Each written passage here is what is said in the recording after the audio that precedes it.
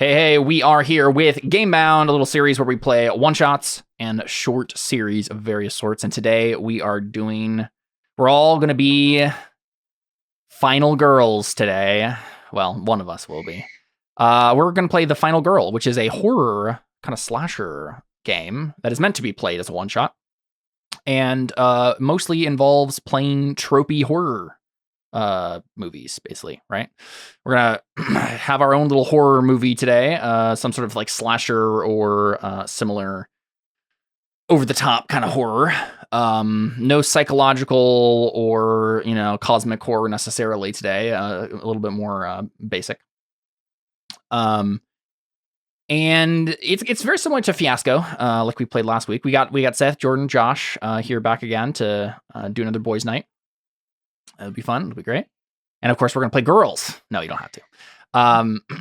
But we will. I think we've decided on a premise, which is like an anime, probably like slice of life anime becomes a horror thing, I think is the general idea we've come across. And we'll have to figure out what that means exactly. And that is indeed what we start with here is, let's see. Okay, so we need, oh yeah, that was the thing I wanted to do. Let me see if I can find... I got this Roll20 ready, kind of, but I want to see if I have... Yes, perfect. Okay, so we're going to need some index cards, like we do with Fiasco, right? So we're going to make a number of these index cards. If we were in person, we would have literal index cards, we would have pencils, and we'd have a deck of playing cards. But we're on Roll20, so we have virtual index cards, our keyboards, and a deck of virtual playing cards that a Roll20 has so kindly provided us. And the way you play... is we'll kind of set up a premise, we'll set up some characters, we'll figure out kind of who our killer is, right? Various things about them. And something about my mic seems weird now. What's this? Did my mic suddenly sound weird? No. Anybody? Oh, one side of my earbuds I think just died or something, because I think I'm only hearing out of my right earbud now. Maybe these headphones have finally kicked the bucket. That would be a very ironic moment for this to happen. All right, sounds good. I'm only going to be here out of my right ear for the rest of the session.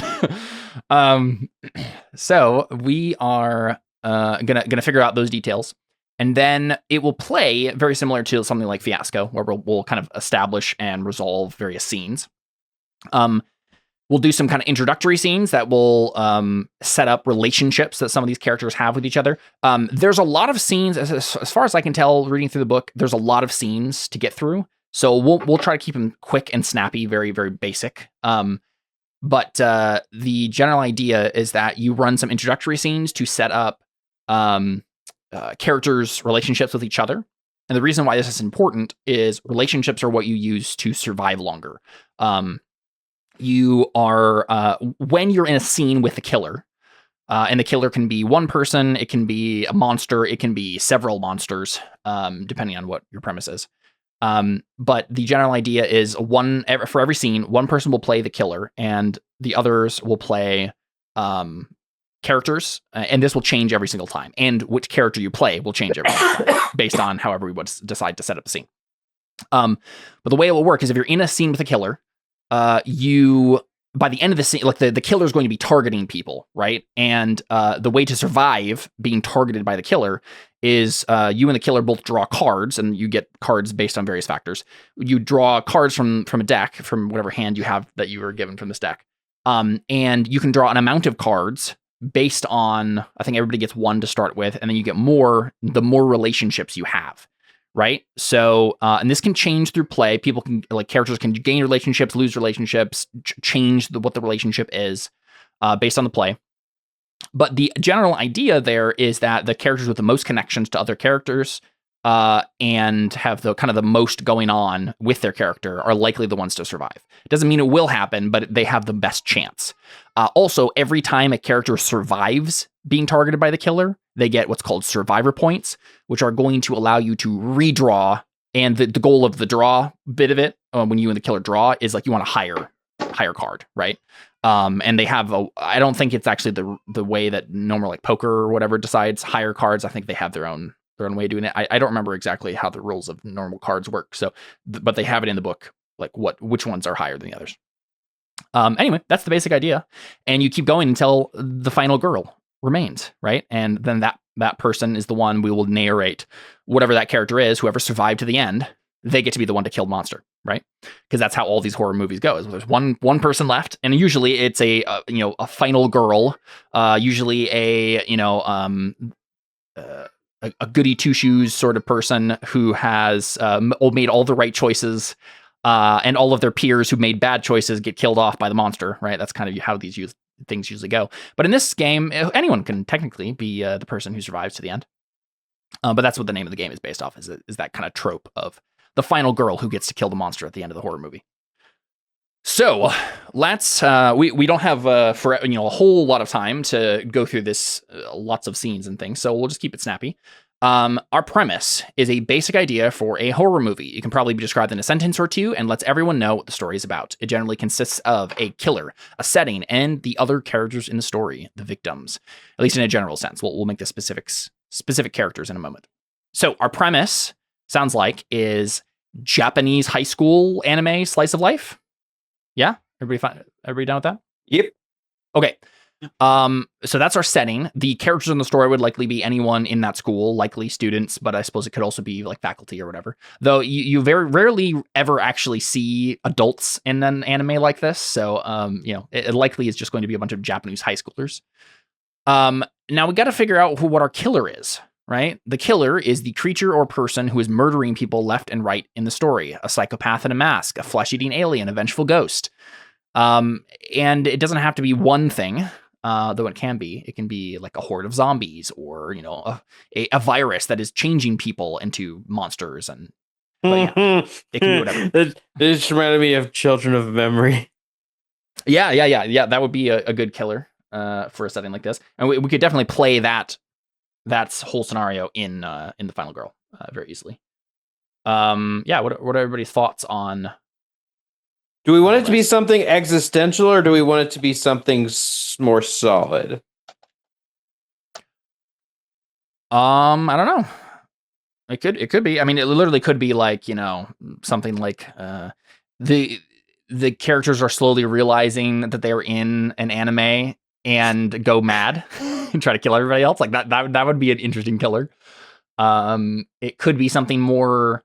I guess it depends on what we want the twist to really be, right? Is it just, cutesy anime turns into horror because someone is being people are being killed left and right, or is it something more meta, something more cosmic, something more basic? Really depends. Something more sci-fi, something more fantasy. I have a dumb idea if no one else has any ideas. It could be something like Final Destination, where how's that working? Final Destination, people keep dying, and there's this particular order that people die, and there's no killer except the universe is basically the killer. Essentially, the purpose behind Final Destination is there were people that were supposed to die but didn't, and so the universe is essentially trying to correct itself by actually getting these people killed. Interesting. I had this dumb idea of it's the author of the anime. Yeah, that was what I was thinking. It's kind of like you just have to decide, like, we're reaching the end of the story arc. Someone needs to die, right? You can get mad with it. Part of this would be like, because the way that the game functions is that the killer, whoever's playing the killer, gets to decide who they're targeting. It's either one person or like everyone in the scene, I believe is how it works. So you can do as many as you like at once, but you then can't target the same people again until you have targeted everybody else in the scene. Yep. So it is Final Destination. So technically you can go like, I target the one Jordan's playing, and then I target everyone, and now I can target Jordan again. Mm-hmm. But usually it would be like Jordan, and then I'll target Seth and Caleb, and then I'll target everybody. But yeah. Josh already wants to be the killer, I see. Yeah, basically you can't say, I target Josh, I target Josh, I target Josh. Yeah. Yep. I guess I'm just curious how that's going to work in terms of like this kind of author is the killer. Like how are we as the characters going to know that the killer has targeted us? Is it just that like weird things start happening that like try to kill us Final Destination style? Like the world starts. That could work. Yeah. Yeah. What were you thinking, Jordan? Because you had the idea. Oh, I mean, yeah, that was basically it. Like something that there's some sudden scenario that would be really deadly and should kill us. Maybe it's a car accident. Maybe it's we're in a movie theater, or not a movie. We're in the theater room at the school, and a light falls down. A light fixture falls. And is Yeah, about yeah. To, that Weird kind of thing. coincidences. And then we can become more and more aware of the fact that like something is happening. Like what is going on in the final? Oh, it's weird in an anime. Your microphone's starting to act up now. Yeah, I know. Check. There you go. Is that better? Yes. Yeah. Cool. I want to believe like the original like anime / manga author had an idea for this really intricate story, and that they keep getting pushed around by like corporate involvement, and that's why we keep changing the author, is because no, but I think that this is really important. We should make a political statement, so I'm going to try and kill these characters off. Yeah. That could be funny because it's maybe I could see it two different ways. Either it's like one author who is just deciding to kill off their characters for reasons, or it's like the entire manga publishing company that is like making weird decisions and forcing the authors to like change who die or like try to kill off characters and things. The first 3 scenes are like the original manga author's work, and then he passed away, and so now there's just a whole bunch of different authors. It's Ruby. I see. Very good. Just okay, sounds good. Yeah. Okay, yeah, we can figure it out. The details as we go too. Also, could be like a multiple personality kind of thing. Yeah, well, let's play to find out. It's something about like it's a manga series, right? And the author is, whoever is in charge of the story at whatever given moment is trying to kill off characters. That's the killer. I like it. That can be fun. Okay, so casting. Now you need to come up with your victim squad, the poor saps who will be killed one by one until there's only a handful left for the big showdown. There are 4 of us, so we will make 3 characters each. And the way this works is you each we'll get 3 index cards each, and then everyone should write down their characters in a single sentence. Usually, name the adjective noun, but it could also be something like Rex, the guy who can't stop talking about his muscles. Yeah, something simple. So yeah, here, let me let's copy this a bunch of times.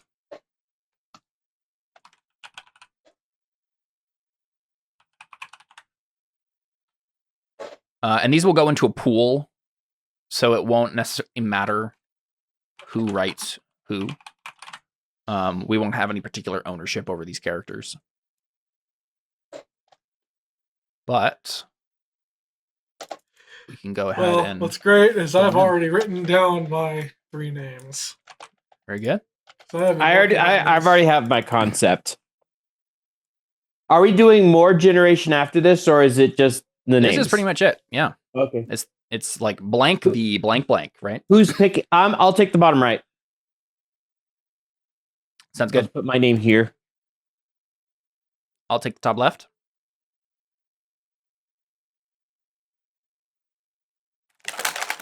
Okay, that text did not work out very well, but whatever. Let's see. Thunderstorm watch. I suppose I should look up Japanese name generator, shouldn't I? Oh, I guess do we need to make them Japanese names? I mean, probably if it's a manga, right? I'll just do Japanese sounding names.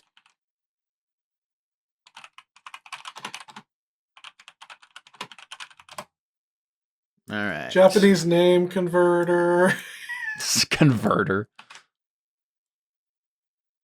All right. Oh, I gotta make these way smaller. Let's see. But yeah, my headphones definitely don't work anymore. So that's great. Fun. Yeah, I'm only hearing everybody out of my right ear right now. Quick, everybody! Only speak in your left. I'm pretty sure my signal is mono, so I don't think it's gonna matter.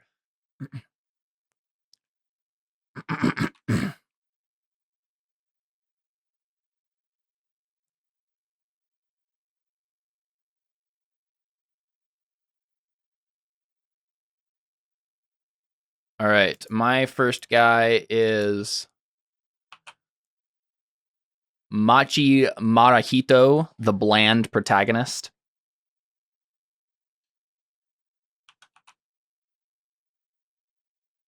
Oh, we need more words than just one. Yes, you need name, the adjective, noun at the very minimum. But yeah, any sentence will work that describes who the character is.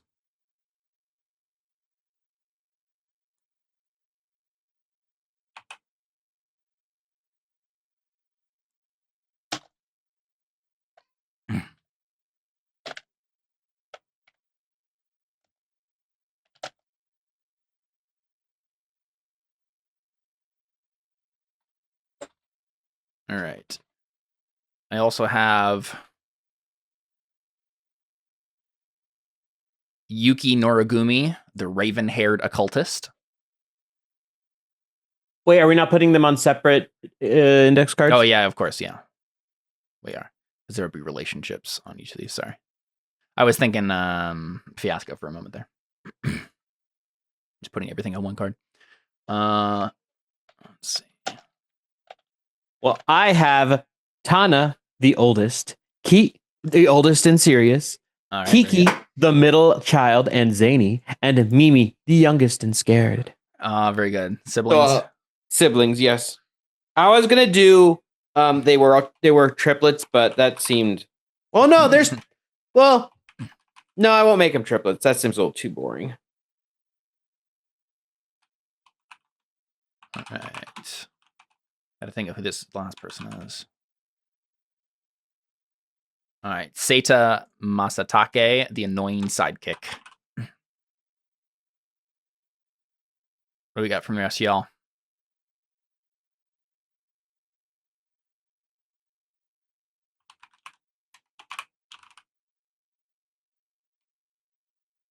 Oops.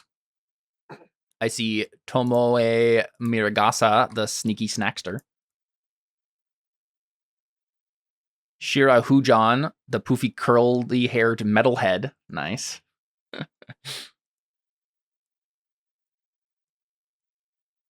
I want to watch this anime already.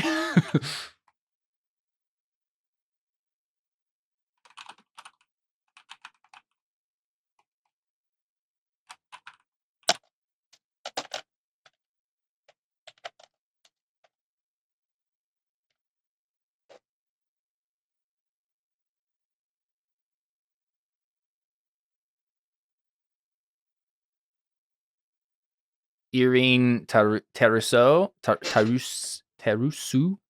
the overachieving scientist who nobody listens to. Okay. We have Jared Blankman, the foreign transfer. That's great. That's Nice. great.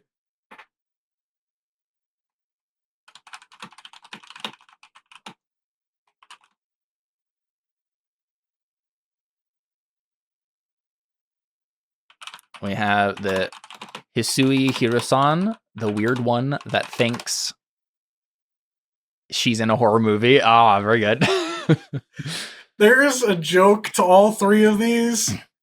There's a reference, and I will reveal them at the end. Very good. And one last from Josh.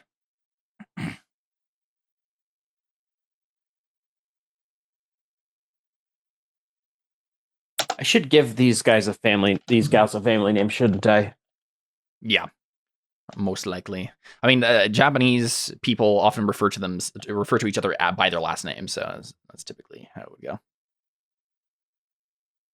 And then Ririko, the superstitious. This is why Goku was always called Goku. Right. All right. Here. Okay, so the way this is going to work is I'll use make sure there's no one's already. We're gonna do some introduction scenes that will establish some relationships with these characters. But real quick, a quick rundown of the responsibilities of being a player or being a killer. A player is someone who is playing one of the cast in a scene, but not the killer. They are responsible for narrating things having to do with the actions, thoughts, and background of the character they are currently playing, as well as any setting details they like. Is there a big freezer in the kitchen? Is the kind of thing a player shouldn't have to ask the killer. Yes, it's there. Say so and keep going. So fiasco-like, we have established stuff. The one thing that players cannot narrate is the death of any character, theirs or otherwise. The killer is responsible for narrating what the killer is doing, as well as having control over characters who are part of the horror movie but not a part of the cast, i.e. bit characters who show up but don't have an index card. So any other random mooks are under the purview of the killer, just kind of like a GM. The killer is the only one who can narrate the death of a character. This is their responsibility. However, if someone makes a suggestion or has an idea on how to narrate something and nobody objects, even if it's technically someone else's responsibility, let them. We can all have ideas and we can all be down with whatever we're interested in exploring. It also has a note here about playing in the spirit of winning. Not playing to win, but playing in the spirit of winning. There's no way to win the final girl. You could angle for one character to win and do everything possible to make sure that happens. But this usually results in a game that is not very fun for the other people playing.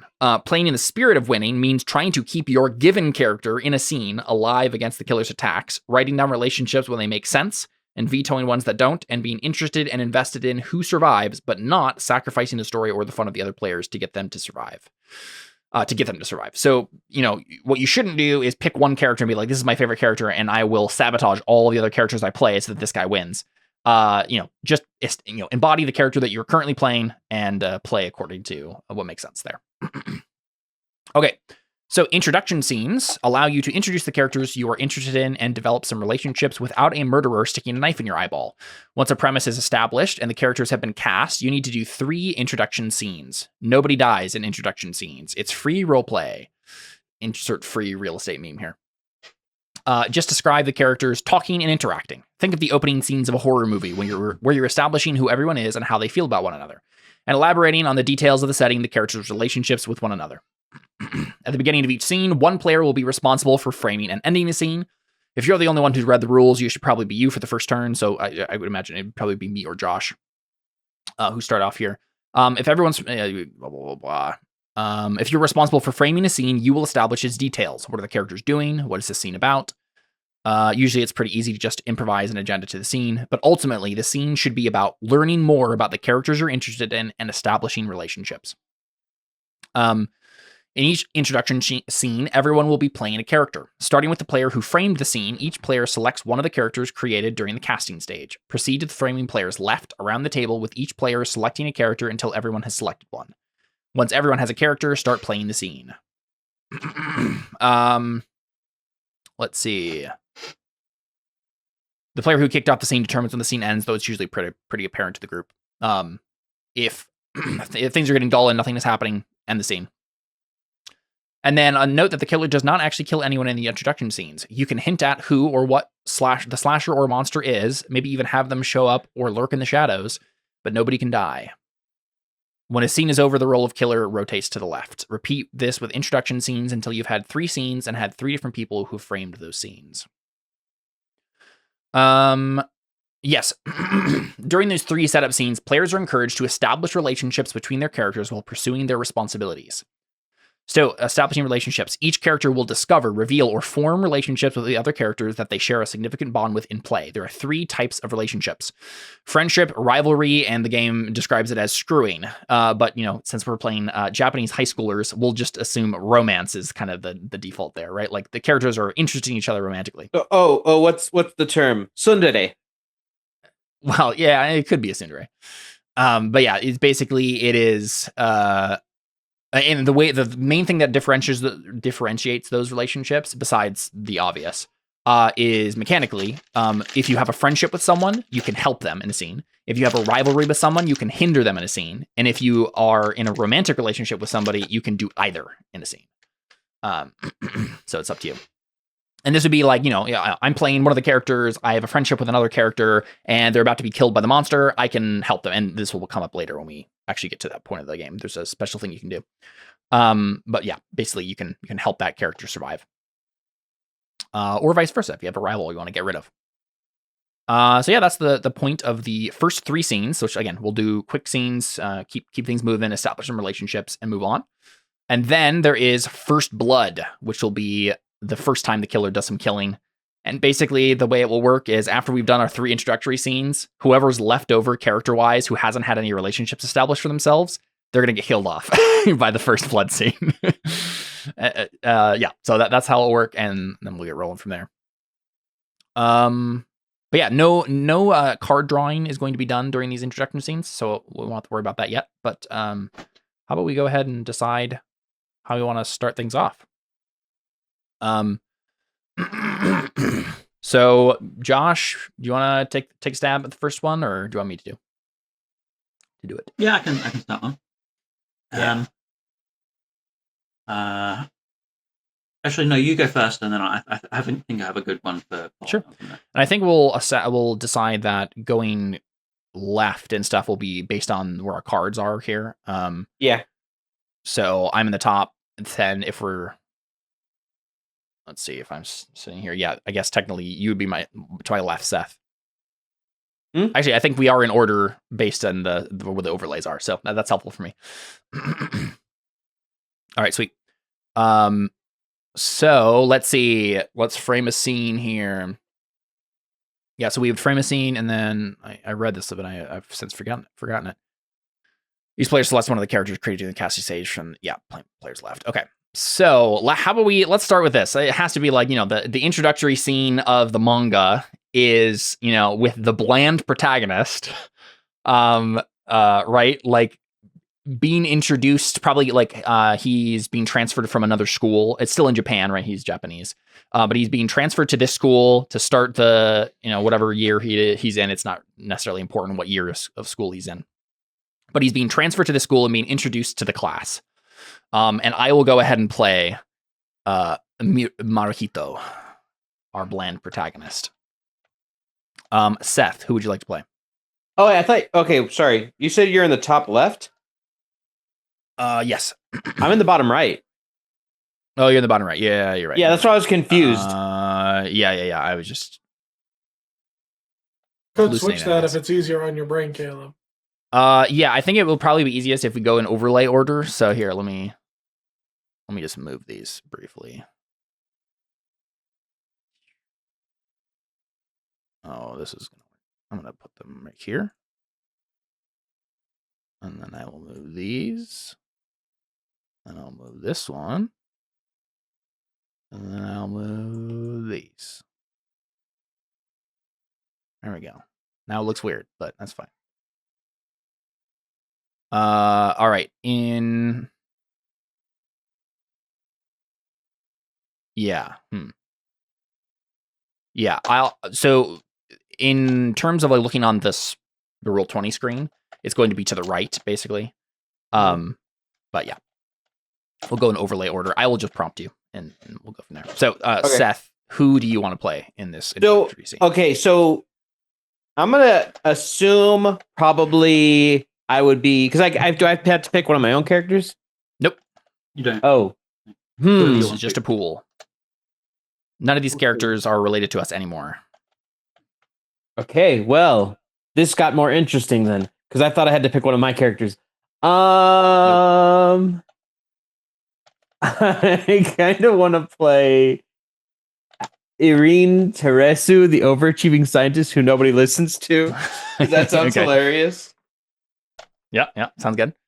Now, are you like the overachieving scientist? Are you like the teacher then? Yes, I'll be the teacher. Okay. All right, sounds good. And then Jordan. I will be Yuki. Yuki, the raven-haired occultist. The raven-haired occultist. Yeah, nice, perfect. I have a voice in my head of this character already, so I'm like, okay. I think I have to be Jared Blankman, the foreign translator. Perfect. Okay. Sounds good. Yeah. So this is just going to be about establishing relationships with each other, right? So I think Maruhito, he is again a Japanese school student. He has like brown hair, very basic hairstyle that you would assume any, basic Japanese male protagonist is going to have. He's wearing his school uniform, and he has his bag with all the school stuff in it. And he is bowing to the class, right? And introducing himself. Actually, it's probably the scientist, the teacher, who's first introducing him to the class, and then he'll bow. And yeah, how does that start? Everybody listen up. This is our new student. This is... I need to zoom in a little bit on the names. Machi Marahito. Yeah, it's just the names are a little blurry. Machi Marahito. He comes from elsewhere. And now he's here. Everybody be kind to him. Yes, Elsewhere High School. That's where I'm from. It's a pleasure to be with you all, and I'm really excited to get to know everyone. Now, I know he's new, but I don't want any of your shenanigans because I'll notice. And then I assume Machi takes his seat. And is he sitting next to Yuri Naragumi, the raven-haired occultist? Is it Yuri or Yuki? Sorry, Yuki. I'm not zoomed in either. Yeah. Yeah, I think so. And so Yuki just goes, "So you're from elsewhere? Is that near nowhere?" Yes, rival schools. And you are? Yuki. You can call me Noragumi. Yeah, of course. Hey, Yuki, do you know what... Or no, this is what I'll say. Yuki, I've heard some interesting things about this school. Some people say that weird things happen here. Like, people go missing, and there's like weird myths, about like the things that happen here. I figured maybe you would know something about that. She just pulls out like what looks like a box of Yu-Gi-Oh cards. like one of the packs that the protective things, and she opens it, and it's like several decks of tarot cards all stacked together. And she goes, "They've been going on for a long time, but I've always been able to stay aware of what's coming next. Do you want to find out what might happen to you?"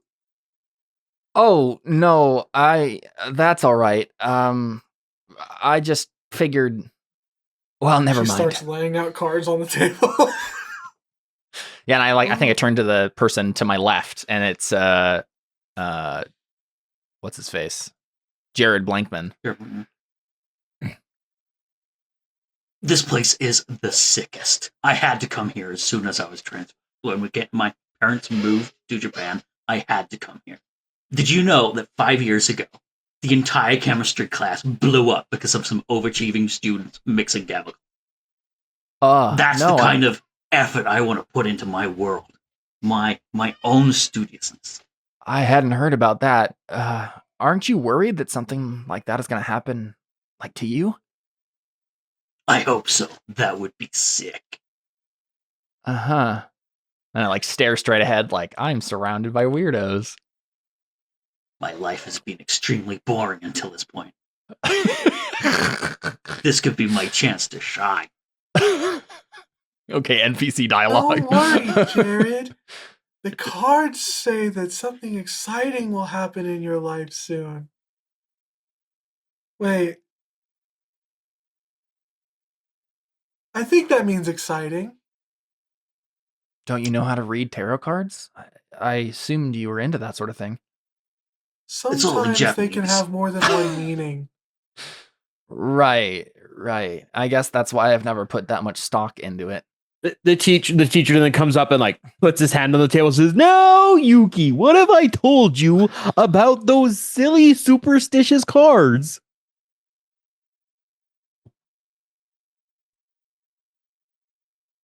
Been more right than you have. You should know we are to believe in science. And what it tells us is the true cards. In fact, I have a theory that, well, might just change the very world and how we see it. But these Mr. cards Tarasu, are- Yes? you're a chemistry teacher. Were you there when the explosion happened? Oh, I was. I'm the one who made sure that no further harm was received by any other student. Yuki Any like other student? Yes, any other student. The first one, he blew up. It was a really freak accent. Stop looking at me for my voice. Katie's judging me for the weird voice I make. Yeah, we're just seeing Marahito just like get like the dark cloud face on in an anime, just like what have I Yes, gotten myself into? He was messing with some particularly dangerous chemicals, and before you knew it, he disappeared as if erased from this world. But it's no Totally worry. vaporized, man. Totally. Like no body found. Didn't even give anything to his family. Oh. And yeah, we just see Marahito like look troubled, and he just mumbles to himself, "Erased from this world." That's a weird way to put it.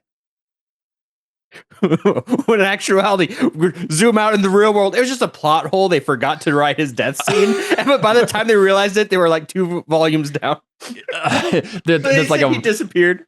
Right, exactly. The only time they mention it is in like some random like lunchroom scene, and there's like a little tiny bubble in the corner of 2 students gossiping. You heard that he died in an explosion. That's the only time it gets mentioned. But yes, do not worry though. All is safe.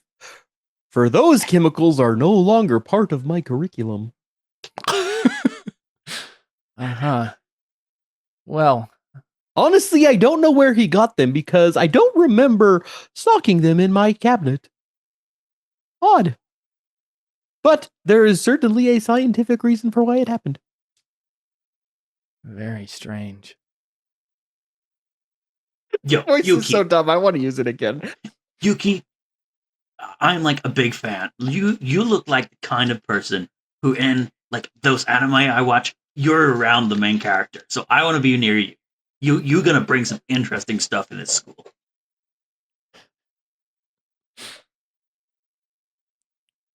Yeah, Marahito again is just frowning. Can you do my tarot? I'm sure my future will be exciting. she stares at you for a second, and she like leans in, and she like grabs your wrists and like turns them around, and then she does like this, taps one hand, taps the other hand, rubs the veins a little bit. Then she like pulls out her cards and she like shuffles through them. And she's like, this deck is probably the right one for you. And then she like shuffles them and lays out the cards. Now, I do need to know your gemstone. Good question. I'm randomly generate birthstone. Random birthstone.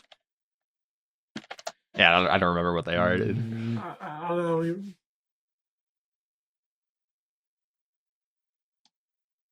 Garnet, let's say. It says garnet, man. It's my first stone. Oh, the garnet of Mars.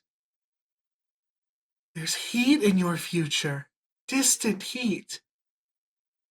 Well, that's better than close up heat, I guess. I don't know. I want to be close to the action. Anything more? What about my love life? Oh, that must be the distant heat. Sorry, I'm still getting used to this deck. It seems that there's a distant heat followed by an extreme cold. A cold, more brutally frigid. That's the word I'm looking for. Frigid, yeah. More brutally frigid than... I wanted to say the ghosts of Siberia, but I don't know. Sure, no, do it. Yeah. more brutally frigid than the ghosts of Siberia. I've heard that they are especially frigid. You're so lucky. I hear their dogs are nice. Or were. And I think Maruhito, we're seeing Maruhito like he's very like he looks at you, gives you strange looks, but we can see that he's basically already accepted that you're his new friends, right? Because he's sitting next to you, right? And so he's just like, he's sitting there like, man, I have nothing interesting about me compared to these two people, but I guess that's what makes me the bland protagonist. Right. That's kind of what we see. We were supposed to make these scenes quick, weren't we? Yep. I think we can probably end it there, right? Like, I think we just established, like, they have a weird conversation. Yuki's given Tara stuff. We know that Jared Blankman is into, like, thrill seeking and stuff. The teacher is being ominous. But yeah, I think we've established that the three of us have friendships, right? The students. I was trying to set up an adversarial one with Yuki because I looked down on her. Yeah. Science versus occultism. I like that. Where do I put those? Yeah, so the way it would work is we would both put, if you have a friendship with someone, you both put friendship with that person on your index card. And if you have a rivalry, same thing. It's just you're both putting that same thing with the other person. Just like right below your name. So I'm going to do friendship with Yuki. And friendship with Jared. We found our bland protagonist's posse. Rivalry with Yuki.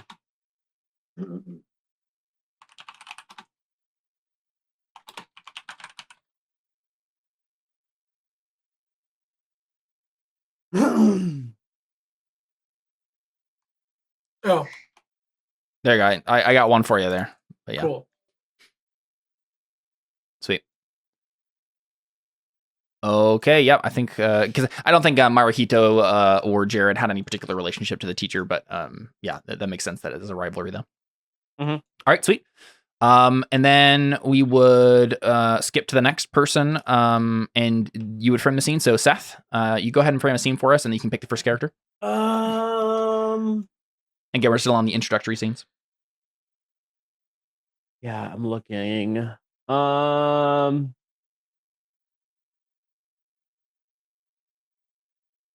kind of want to go with Hisui Harusen, the weird one that thinks she's in a horror movie. I feel like that, like some of the other ones, like I don't know, like even my own ones, I'm like, yeah, I don't know what to do with this. This one seems like something that I could like start something with. Do I establish first, or do we go to characters next? Probably establish scene first. Well, no, because you go ahead. We'll go ahead and establish the scene, well, like the general idea of the scene, and then we can pick characters from there. I think she's at lunch and is just paranoid that anything and everything she sees is going to kill her. The funny thing about this is that this will mean that she's more likely to survive when the horror stuff starts happening. Yeah. At least if anyone gets a relationship with her. Okay. Yeah. So then it would be Jordan. You get to choose first for which character you want to be after that. So Seth is Hiro-san. Hisui Hiro-san. The son of a hero. Hiro-san. So yeah, up to you, Jordan. So where are we? Just like in, like at lunch? And yeah, class? I imagine she's at a lunch table. Okay, that's where I'm imagining it. That's what I was imagining too. Yeah.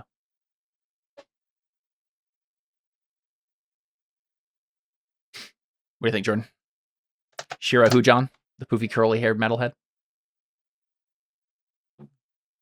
Yeah, let's be Shira. Let's be Shira. I want to see that guy. All right, Josh. I'm gonna be Mimi Tanaka. I think she just hangs out with Hisui so much that she believes everything that Hisui says. That would explain why she's scared. Yeah. Scared. Yeah. That makes sense. Let's see. I could just play Maruhito again, but I don't know if the bland protagonist is actually going to end up surviving. He's certainly the bland protagonist of the original run of the manga, but whether or not he actually... he probably is one of the first to die. We'll have to see. Let's see. He's the first to die, but he's still the protagonist because he's in death watching the other people's. Mm-hmm. I'm going to play Tanaka, the oldest in Syria. So she's going to be like scolding Mimi for believing Hisui's outlandish tales. So yeah, go ahead and take it away, Seth. Okay. I think, let's see. Wait. Oh, wait, Hisui. Yeah, Hisui. Hisui, she's walking up to the table. She sits down. She looks around and sits down next to Mimi. Lets out a sigh. Then screams and falls out of her chair as she feels something against her feet.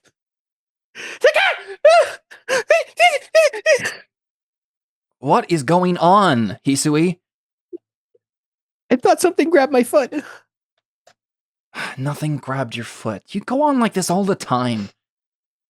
Hisui looks over the little like seat thing, and it's just like a little twig, like was like growing out of the ground and was there, and just like accidentally grabbed her foot. She stands up and like stomps on it, and, like sits back down.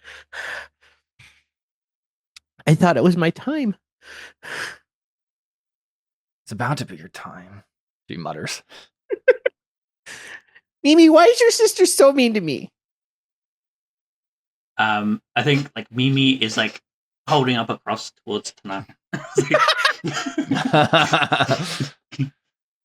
I'm imagining. Are you possessed or something? Are you going to eat us? I'm imagining Tana as a like tall, serious, dark-haired Japanese teenage girl. How do you know? I think Mimi's very small and mousy, and like probably has like shadows under her eyes from being like so tired, being awake all night, thinking that murderers are going to come and get her. Yep. Tell them, Shira.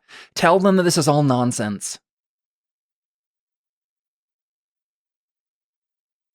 This is like the B plot in the manga. Is like this. Wait, did you say Shira? Shira, yeah. Okay, I didn't hear you say Shira. Okay. Shira's got like sunglasses on, and she's. I assume Shira's a chick. I was imagining a dude, but yeah, you could be. Is Shira a guy's name or a girl's name? I don't Japanese. remember what typically the conventions are there. Let's take a look. Because I have a feeling Shiro is. Looks like Shira is. It's a girl name. Okay. Okay. So, always has sunglasses on. Just never see Shira without the sunglasses. Yeah. And she's like got one headphone on. She's like, she doesn't have like earphones. She has like headphones. So she's like this at all times. I relate to her right now. Huh? I relate to her. Yeah, exactly. So she's got one off, and she's just like kind of above her head and jamming, and then she looks up at you and goes, "What?" I said, tell them that their superstitious fantasies are just that, fantasies. Here, Hisui is being scared of a twig, and Mimi can't sleep because of all the stories that Hisui tells her all the time. It's up to us to put a stop to this. She goes, "You're right. You two need to start listening to this kind of stuff. This will put some meat on your bones. Then you won't be afraid of anything." And just like gives this big slap on the back to Hisui. What kind of music is it? Oh, it's like brutal metal. Yeah. Like she hears it for a few years. Like a little bit terrifying. Like she wasn't listening to that before, but she like changed it. So she's like, okay, I know what you need. She changes the station, or not the station. She changes, because I imagine she has like a cassette that's like a mixtape. Okay, yeah. And she pops out the cassette and flips it around or something. Yeah. She flips it around or like fast forwards to another song or something, and then she's like, "This is what you need. This will set you straight." And she hears it and she starts like crying after a little bit. Like, Shira starts crying too. No, isn't it so good? This is my favorite part. And she's like has her ears like up to the headphones, and she's just like, All three of you are impossible. hey, you'd be impossible too if you've been through what I went through. Here we go again. You don't know what it's like to have your brother just explode in chemistry class. I don't imagine anyone knows what that's like. It happened. I don't even remember you having a brother. You've been talking about this story for so long, and I never met the man. Blood Well, he keeps was, like, seeping 10 out years- of the wall still.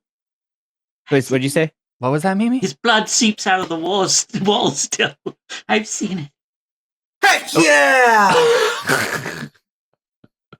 No, this isn't some sort of metal vibe, set dressing. This is serious. Mimi, what are you talking about?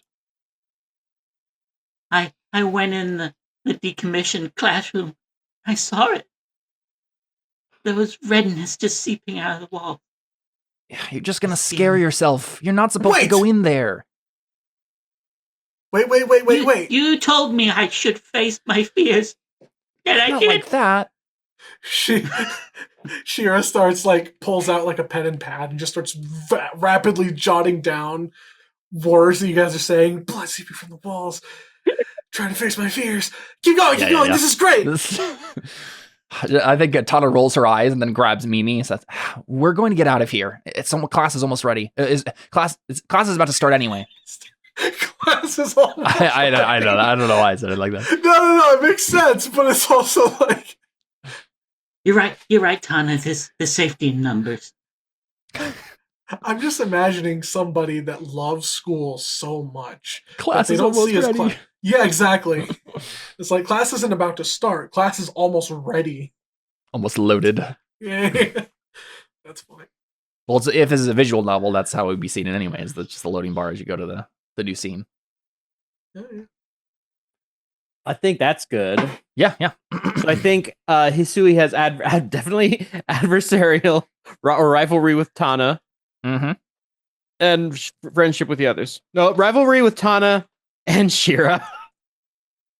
Because Shira's just scaring her more. Sure. So one thing about rivalries and friendships and stuff is both parties have to agree to it. Does that sound good to you, Jordan? Yeah, I think that's all right. One thing of note, we can't edit other people. Well, no, we can. Never mind. Wait. That's weird. I can edit some of the other ones, but not some of them. I don't know. Anything else from Tana? Just the rivalry with Hisui? I guess friendship with Mimi, right? Because we're sisters. Yeah. Um,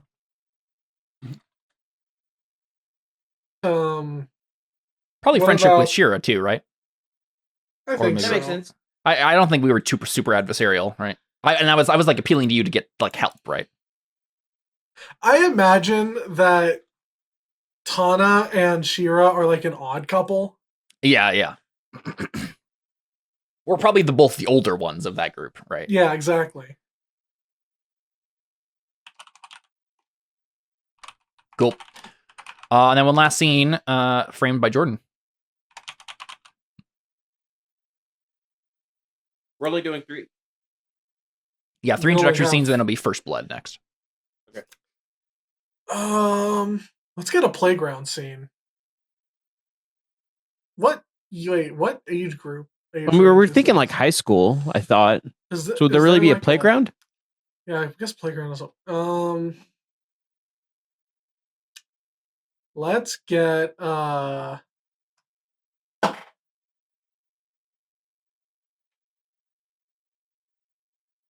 I want a theater scene, I think. As in, like, the theater at the school. Yeah. Some play we're starting to put on. Yeah. I will play as. Who do we still have to establish stuff with? Anyone that does not currently have a relationship.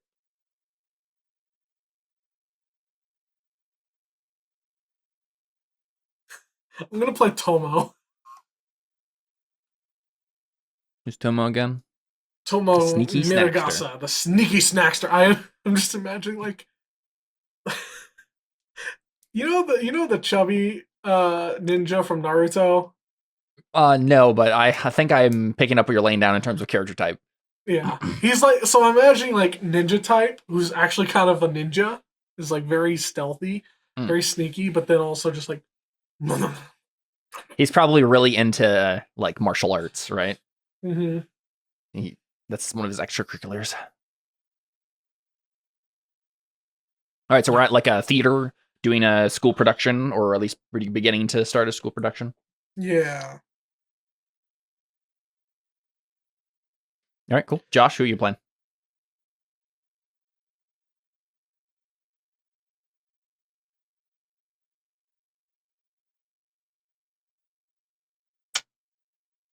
Are we Ririko Momoko?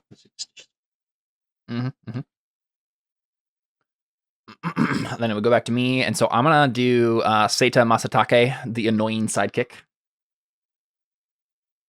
Seth? I will be Kiki Tanaka, the middle child and zany. That seems like someone who'd be in a theater class. Yep, for sure. All right, Jordan, kicks us off. I think we're starting. I mean, we're starting in the theater, so I think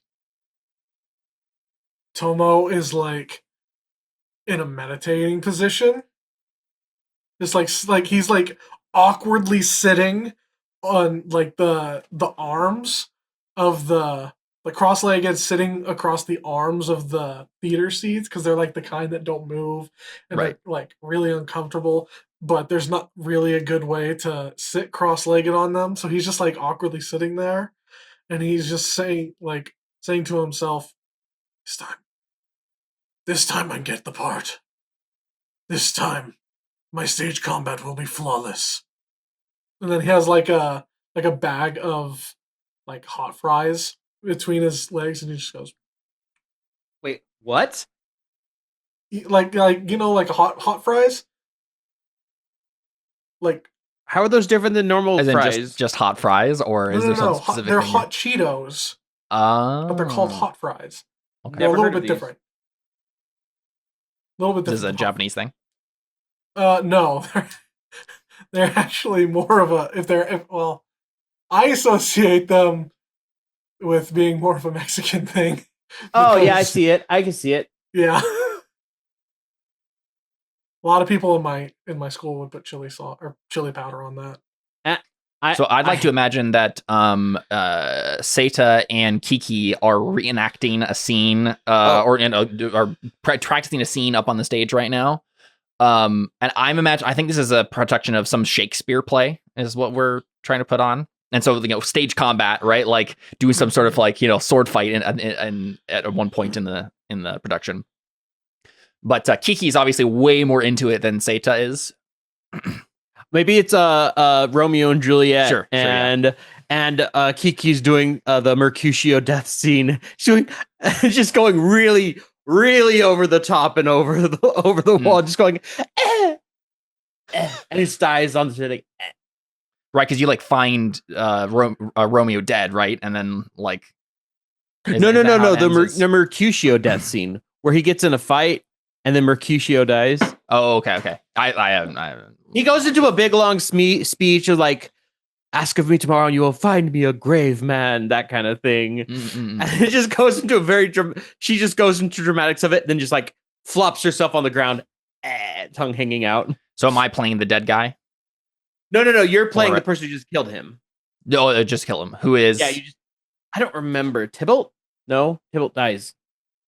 I don't remember who kills Mercutio. Who kills Mercutio in Romeo and Juliet? It is Mercutio. No, it is Tybalt. Give me a 1 second. one sentence rundown of who that character is. Tybalt's just Romeo's rival. What Romeo's a rival, okay. weird thing. And then Romeo Let me kills act as Tybalt. somebody. Let me roleplay as somebody. Well, who's yeah, that's what acting I wanted to as- do. I think Seta is very interested in Kiki, but is not so interested in the actual play, right? So whatever he's doing, he's just kind of like trying to get closer to her the whole time. And he like tries to get closer to her, and then she like jeers off in another direction to keep exactly. from being over dramatic. And she sits there and says, eh. She opens her eye. You know what, of course, has happened is that the bland protagonist got the part of Romeo, but completely undeservedly, right? Like he has no acting chops. He's not really that handsome, but because he's the protagonist, and so Seta is just like very You've mad acted about that. before. You got the part. Yeah. He's a mysterious transfer student. I know. So Starting Kiki to will build lay his there and cameraman, pretend to be dead until you do something. Probably she'll just sit there like, eh. Yeah, maybe the teacher on the side just says, "And scene." Seta. And Kiki pops up, takes a very dramatic bow. Yeah, and Seta's just kind of standing there awkwardly, like he didn't really know how to act during that whole bit, but he's just standing there like, yeah, I got to be part of it too. So Good job, Seta. So Hey, thanks. Tomo's eyes just like, psh, my time has come. And he like jumps up and lands, and he's like, just dashes, like hands behind him, dashes over to the stage, and like reaches for the nearest weapon, and like, I'm ready for my scene, Sensei. Like his chips are like in a pouch on his side, and he just goes. Again, I don't know much about Romeo and Juliet, but I'd like to maybe just there's our characters are still in the scene and things. Maybe for whatever reason, Seta is having a sword fight with this character. Yeah, sure, whatever. Right? We can kind of just. It doesn't need to be super strict to the details of actual Shakespeare, but Seta like draws his sword kind of clumsily, and kind of is shaking, and he's just like, all right, forsooth, thou smitest the villain in front of me. Come on, Seta, you gotta get some oomph into it. Right, oomph. Come on, Forsooth, thou smitest the villain in front of me, dear Lord in heaven. That's it. Foolish knave, you will die before my blade on this day! And he just goes in and like completely... And I just run. Just whack at him. I imagine like I have like a cape or whatever, and you like it's just fluttering around crazily as I run, and then you like whack me in the head a couple times, and then you like pull on my cloak, and I like fall over. Yeah, he's not even like doing any like super special moves or anything. He's just like bunk, bunk, bunk, bunk, bunk. And then Kiki does the stereotypical like At he runs away. Where do we see Ririko in this? I think she's like off to the side and saying, "Look, I just want Juliet to have more agency." And I was thinking, well, what if the events of the story were led by her, like leading both of them on? You know, that way she's got like she's the one actually contributing instead of being just this object. I feel it's cool. Yeah. I mean, it would require substantial rewrites, but I think we could do it. Well, are you suggesting this is a random teacher, drama teacher? Probably, yeah. Do you suggest that you do these rewrites, Momoko? No, I can live the character, but like actually putting the words in the mouth. Unless you want to do like an improv night, in which case I'm sure Tanaka is playing the role of Juliet. You don't understand this, yes? You were turned down for the role of Juliet. I know, but I'm thinking we could do it in this way. It would make things way more fantabulous. What if there were two Juliets?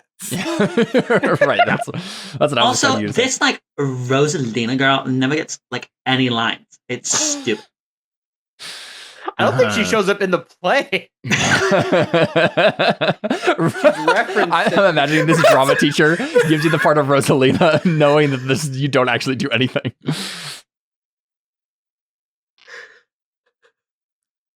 Yeah. I think the teacher just is shaking his head like, well, I'll take it up. I'll ask the principal and we'll see what he says. Sure, you do that. Hey guys, so I think- guy, how you doing? I think Seita walks over to Ririko, and he says, "Momoko, I have a question to ask you." And he's doing this kind of like, privately. Anytime. My wisdom is yours. I really need some help on my acting chops. I really want to impress Kiki, but no matter what I do, it comes out like a mumble. I don't know what I'm doing.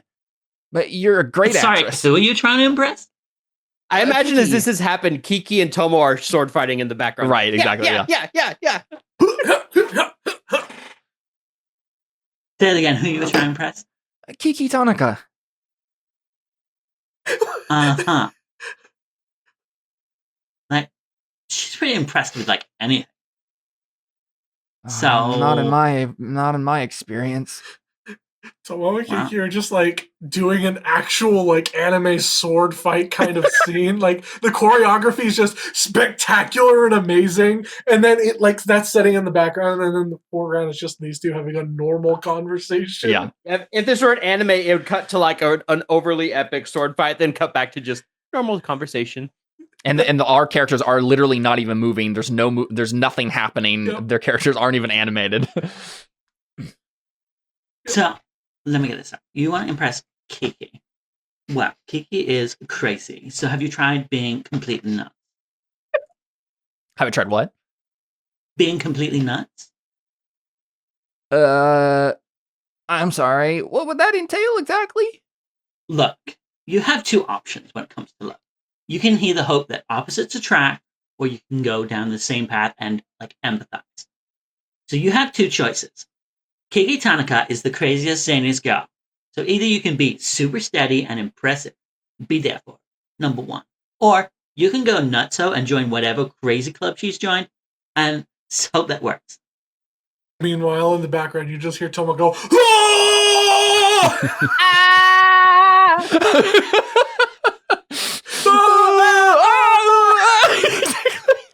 and it ends with them like going like just like body like just colliding like chest to chest. And they're going, oh! Twirling around And and to be falling honest, over. if you're gonna go for the be crazy version, you've got a real rival in that moment. Tomo's just laying there on the ground and he just like goes, Yeah, I think Seita thinks about this deeply, and then he decides to go the crazy route, and this will be where the annoying part comes in, because he's not actually really going to be interesting crazy at all. He's just going to be wild and spastic and annoying, and he's just going to start talking in like a really annoying voice like this all the time. So yeah, he runs back out onto the scene, and we see him attempt to do the beginnings of this, but we can probably cut the scene there. Yeah, it sounds like a good place to cut. So, all right, cool. So, romance with Kiki. I don't think Kiki and Ruruko didn't really like interact with each other. Rivals with everyone. I don't think that counts there, Jordan. I mean, I was thinking friends with Seita. Kiki's friends with, or would they be rivals, or would they be friends? What do you think, Jordan? I'm thinking you and me, Tomo, or rivals. Oh, sorry. No, wrong one. Tomo. Friends with Tomo. yeah, I think friends make sense. I think Seita and Tomo are rivals, mainly just because of Ririko's framing of the thing for him. Did Ririko have anything with Kiki, really? I think if Ririko has anything, it's like a friendship with Seta and like advice giving. Yep, that's what I was thinking. I think that's probably it. It's like she said that Kiki was crazy, but didn't necessarily say it in like an adversarial way. So No. Okay, so now that we've done the first 3 scenes, now we do First Blood. First Blood is a unique type of scene that follows the introduction scenes in which we introduce the killer and do some killing. Whoever's turn it is to frame this scene, so Josh will be the killer. Not only will they frame this scene, they'll also decide when the zombies, monsters, slashers, or whatever start jumping out and butchering people. Because they're keeping track of all that, they don't play a character in the scene. Each player who's not the killer will choose one of the characters who has 0 relationships with other characters. If there are more relationship characters than blah, blah, blah, blah, blah, that's not the case. If there are no characters with 0 relationships, which I believe is the case, then play the characters who have the fewest relationships. Oh, we have played every character. Yep. Let's see. Yep. So you set the scene, Josh. So Ririko has to be in it. Because let's work out who's actually in it first. Yeah. It'll be the one with the least viewers. So, yes. So I think Irene. I'll pick first, Irene. right? Yeah. Is there anyone else with only one relationship? Ririko and Irene, I think, are the only 2 Uh, that have 1. So then we would go to the ones with 2, which are Maruhito, Kiki, Mimi, Hisui, Shira, or Jared, or Tomo. Any one of those. But Ririko and Irene are definitely in it. Yep. So I'll go ahead and choose first because we usually, I think, just do it in the same order. I'll do Irene. Aw. What was your voice? What's the stupid voice you did? It was like this. It was like this. Okay. Okay, can I just say there's a specific? I'll share it. I'll share it after.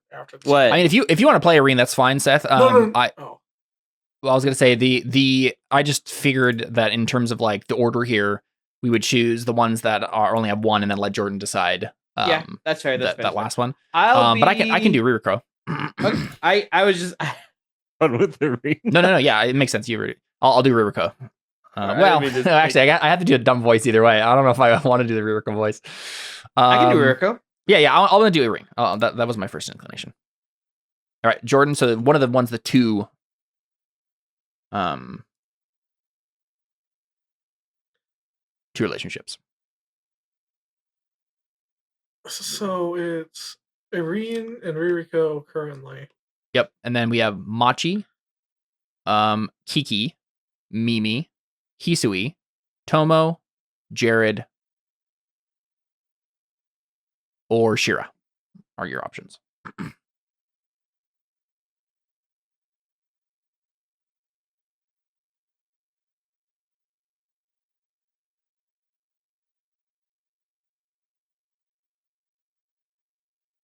I'm just trying to think of what makes the most sense. I guess it could be any of them because it's like feature character. Well, it could be, this is in our kind of established fiction, this would be the point where the manga diverges, right? So it could even be the protagonist, right? It could be Machi. Yeah, that's true. Being in this, actually, yeah, that's actually true. The purpose of this scene is all of these characters will die. That's actually the whole point of it. Oh, really? All the characters? There is no choice. All 3 of the characters that are chosen in this scene die. Okay, so which and then from do you there want to die, Jordan? Yeah, that's the choice we're making right now. I'm gonna choose Hisui. Hisui, yeah, that makes sense. Oh, the one that thinks she's in a horror movie is gonna die. Oh, I'm sorry. That's not who I meant to say. I meant to say Shira. Hisui can't be. Hisui can't be chosen. She's got 2. She has 3 actually. Yeah, you're right. She got 3. She's got 3 relationships. Oh yeah, so. Shira has all 3. No. Shira- Hisui has all 3. So does Hisui has Shira. all 3. No, she has 2. No, friends no, with because she's both got friends with Tanakas. the Oh, Tanakas. both Tanakas, right? yeah. Yeah. So that's why I've been writing them as their own lines. Separate. Yeah. Yeah, you're right. So your choices are Machi, Tomo, Jared, and Kiki, and Mimi.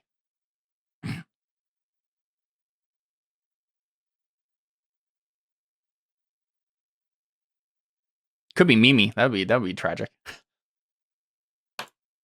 If you do go Mimi, I think that I have an idea for what is happening. Mimi's young and scared. I could do Mimi. Cool. Let's do it. All right, Josh, how's this scene framed? So the way this is work is you're going to frame the scene, and then we'll just free role play, and then Josh will tell us when we die. That's how this whole thing will go. So, then we just float a couple of suggestions as to what's happened. Ririko, being a bit of a ditz, has approached Irene about how to get more romance because he's a chemistry teacher, so he should know about chemistry between people.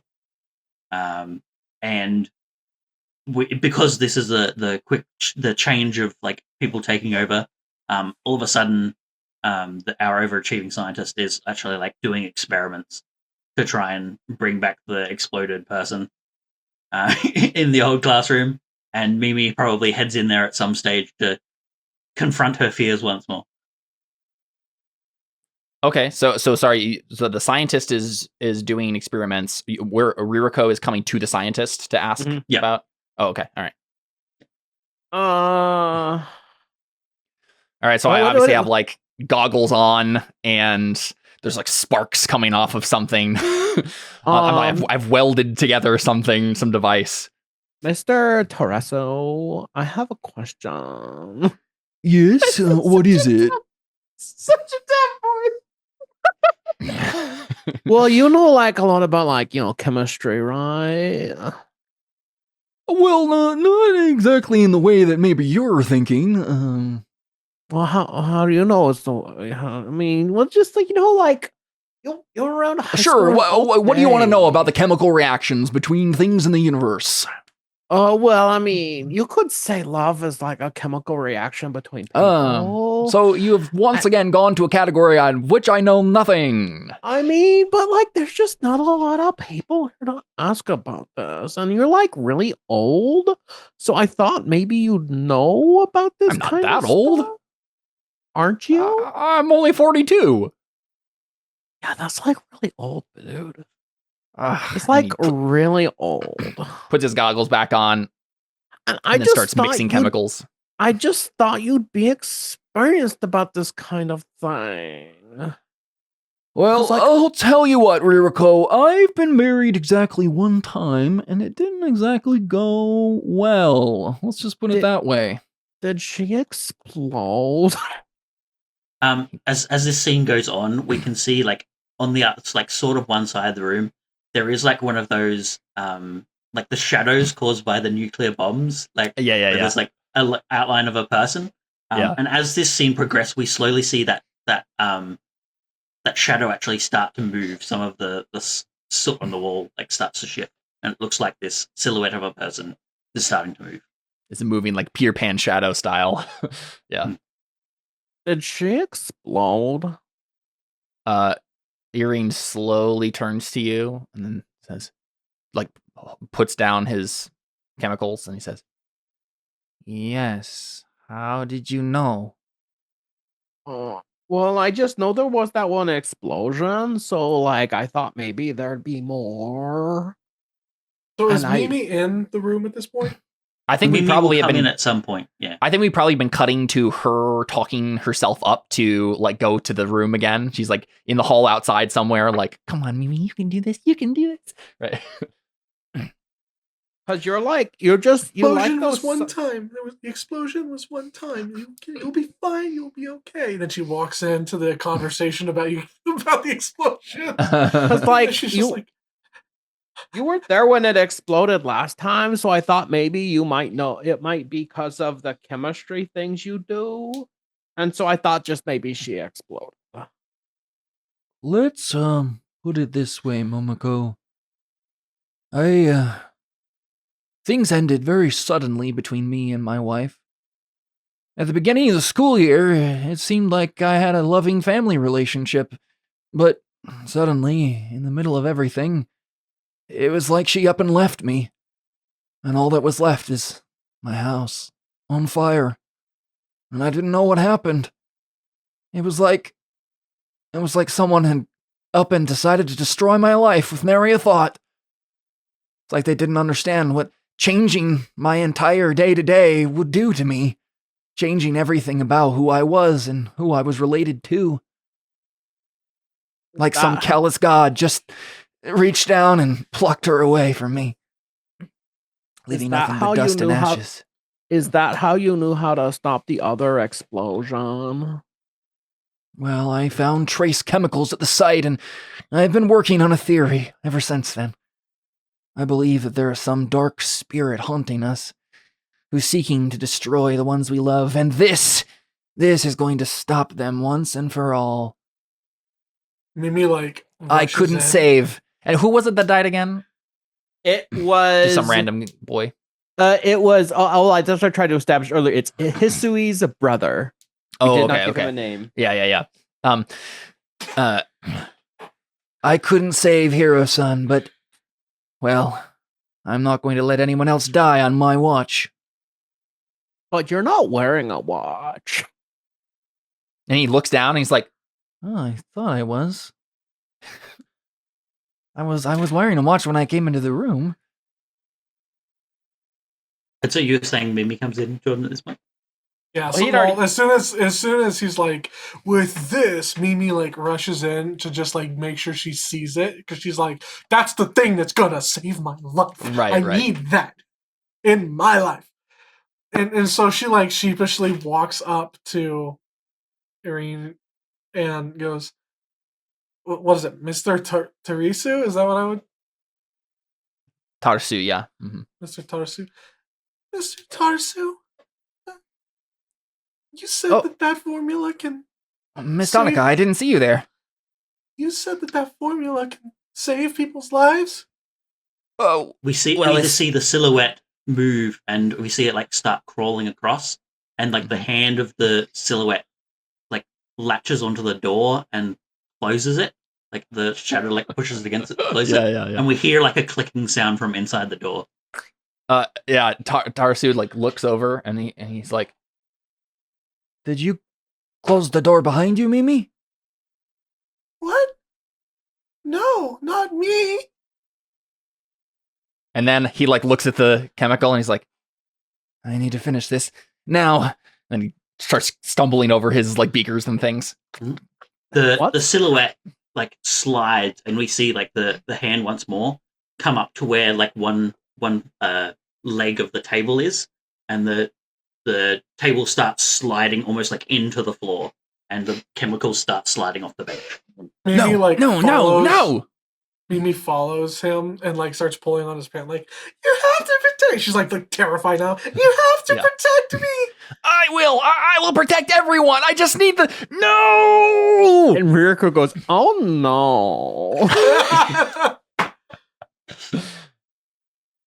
And as these chemicals start like falling onto the floor, like the this silhouette starts like reaching up, and like we can see some of like the sooty ashes actually like extend up out of the floor and like grab onto like Ririko's leg and start pulling her one way. What a bummer. This sucks. No, and then I think Tarasu like tries to reach and grab her and like keep her from going under. No, I won't. And then with the other arm, he's trying to grab the beaker which he mixed some of the chemicals in already. Save mine. And God, this character's dying. We see the little sooty hands start reaching up and reshuffling some of those chemical vials, like the same experiment that the student was initially trying, and he's mixing up the same explosion. That's not what I made. That's not what I... And I think we can probably cut at that point, and the scene ends as like another explosion rocks the sets off. The fire alarm goes off. Yeah. Yeah. And we and whenever next this room is seen, there are more shadows on the walls, more silhouettes from another explosion. Nice. Love it. All right, cool. So after the first blood, now we move into standard scenes. This is where the actual mechanics come in. So a standard scene is going to follow the following structure. The killer will establish the scene. Who is the killer will pass from person to person, right? The players will choose characters. Then we do some free roleplay, and then the killer strikes. We go to the cards. Once one character is dead, we wrap up the scene and mark survivor points. The killer establishes the scene. As before, each player chooses a character to play in it. There's a period of free roleplay until the killer decides that the murders begin. That's all the same as normal. When the killer decides that the murdering begins, everyone draws cards. We have this deck of cards on the side here. Draw one card plus one other card for every relationship your character has, regardless of whether the related character is in the scene or not. If you have a relationship with a deceased character, you still get to draw a card for your relationship with them. The killer takes the rest of the deck. So, the killer then chooses their target or targets. The killer can target one person or everybody. The killer then flips the top card on the deck. The player or players who have been targeted must play a card that is a higher rank than the killer's card. If they don't have one that beats the killer's card or they are out of cards, the killer gets them and narrates their demise. If the target plays a higher card, they survive. Their card is discarded, and the killer must choose a target or targets again and draw a new card. Players must play a new card from their hand against the killer. If the killer targets one person, that character cannot be targeted again until all other characters have been targeted. Choosing to target everybody does count towards this condition.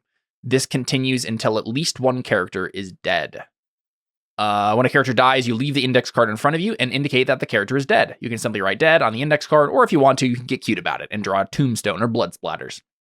One character must live. In the case of a conflict where all remaining characters would be killed by the killer, the character with the high card survives, blood spattered and screaming, to get away. Congratulations. So that should be pretty basic. It's pretty straightforward. I think we all understand that. Here's how to determine whether a card is higher than another. Ace is high, deuce is low, bloody beats black, and stabby beats round.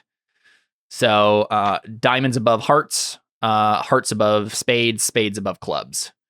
And then ace is high, deuce is low. So that's how it goes. I believe that it continues in the same rotation. So it would be me as the killer. And then the rest of you would play characters. That sound right, Josh? I believe so. Yeah, I think it just passes normally. All right, cool. All right, so let's figure out the scene. And I established the scene, right? As the killer? I believe so. Yes. I believe that's what I said. Let's see. It should be, let's say it's the school assembly the next day to talk, where the principal and whatnot is like talking about the tragic deaths of the three people who died. Who died the other day. And I'm imagining that again, this is like a manga. We're seeing a bunch of art differences. A bunch of the characters from before are thank you, perfect. Screenshot there. A bunch of the characters in this scene, whether or not it's just random extras or the characters we've been familiar with, are drawn slightly differently. They might have different outfits. And it looks less like like intentional choice and more of just like someone tried to copy the style of whoever the manga artist was and did not succeed. That's what I'm imagining anyway. So who wants to play what characters? Everything. The tricky part is like, okay, I want to play someone that makes sense, but also not that knowing that that's gonna have a chance of them getting killed. Mm-hmm.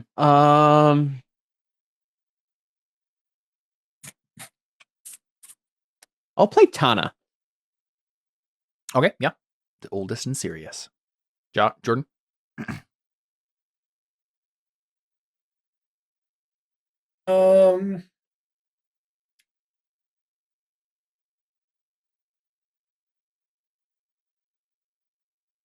kind of want to play.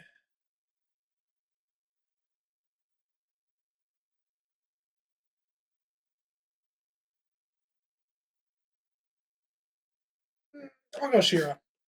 It's between Shira and Yuki. Yeah. I think I'll go Shira. Yep. Tana, Shira, and Josh. I'll be Jared Blankman. I think he's very excited that Strange Bits Right, of course. Sounds good. Yeah, so we see the three of you like sitting in assembly here and have at it. I just get to sit and listen for a second.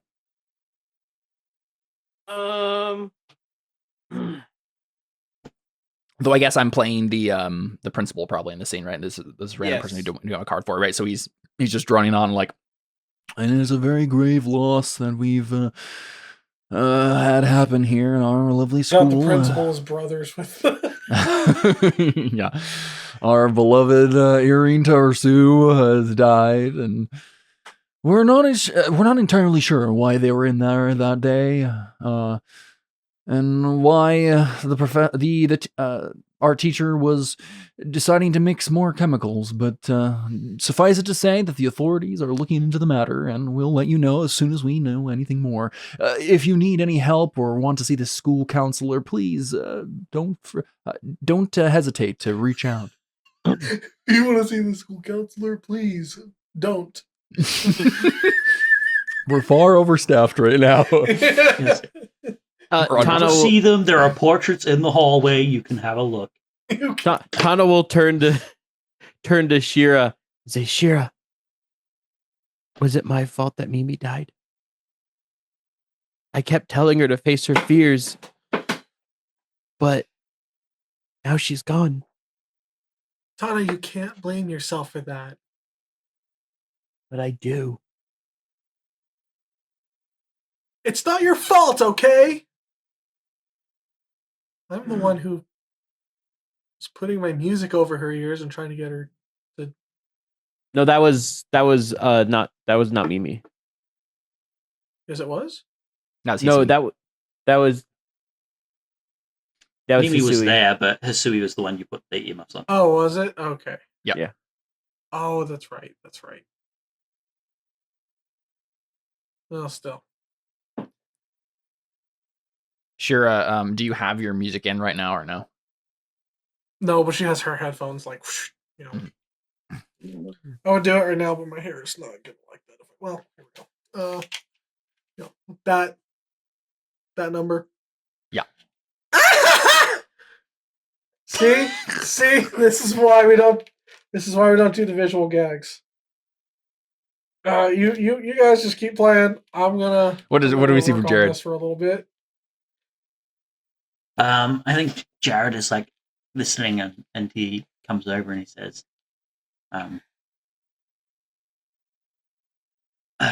"You said that Mimi was like facing her fears and like living that out, right?" Told her to. Maybe I shouldn't have. Maybe I should have listened to her. Look, yeah, I mean, she's passed on now, but that's crazy that she sounds super brave. She was. Like, yeah, I mean, what a way to go, though, right? Facing down like her demons, and she didn't run away. She didn't back down. That is like sick as hell. What is wrong with you? If I'm gonna die, I want to go out like facing my fears, facing the enemy. I'm gonna run. But she didn't have to die. Yeah, she didn't have to. No one had to. Now 3 people have. That We hear professor. some goth girl in the crowd. Everyone dies. But that's the thing, isn't it? Like, I'm gonna die sometime soon. June? Yeah. You're like 15. I had my tarot read, and they said a distant flame, and then close, freezing cold. I mean, I was on the other side of town when this happened. Why does the this flames excite were real. you? It's either this or despair. and I'd rather go out with a flame in my heart. Okay, I guess. Anyway, I think it's up happened at now. the podium, I think we see the principal is still droning on, but for some reason the principal is now a woman, and like all of you, I think, notice this, but nobody else seems to notice. Like the whole crowd is just kind of assuming, like they're just like, oh yeah, still listening to the droning on. What's with the principal? Me. What? Hmm? No, this is Shira talking. Mhm.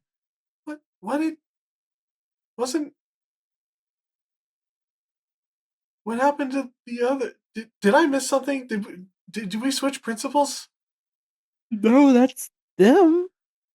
Now, see, I think this is what's happening, right? It's already happening. It's going to happen to more people. It's already happened to the principal, and they've tried to replace him, but they couldn't find someone in time. Gotta bring in some woman. Switch genders? Well, I mean, clearly it's an act. You can't just like say that the principal's dead. It is weird that The no one's principal noticed. didn't die. They were just there a second ago. Yeah, wouldn't we have noticed if the principal had died? I mean, we knew about the other three.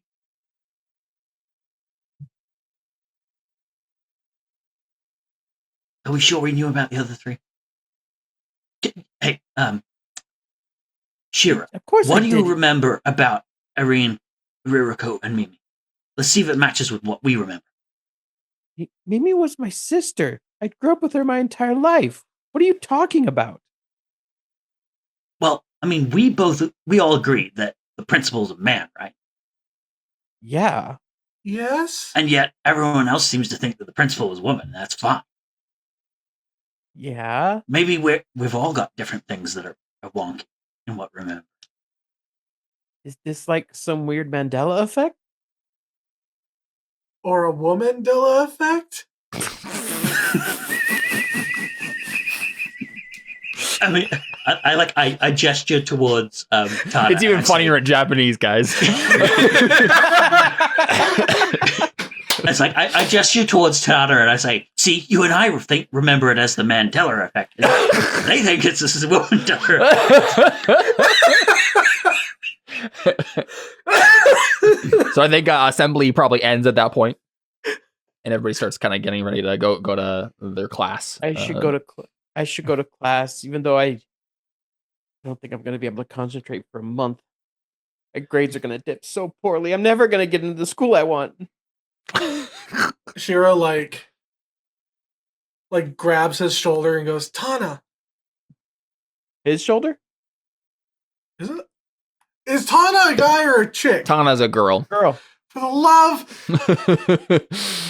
Another Mandela effect. This one is just us messing up.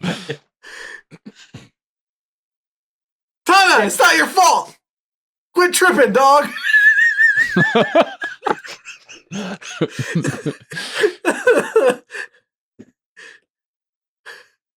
I've changed genres. It's no longer a metalhead. It's a new metalhead. No, I'm kidding. But like, this is a Japanese high school. Like, these things happen all the time. Are we Japanese? Or are we a bunch of white dudes in America? You're pretending to be Japanese girls. I don't know about you, but I come from Australia. So I'm not from America. I don't know what you're thinking.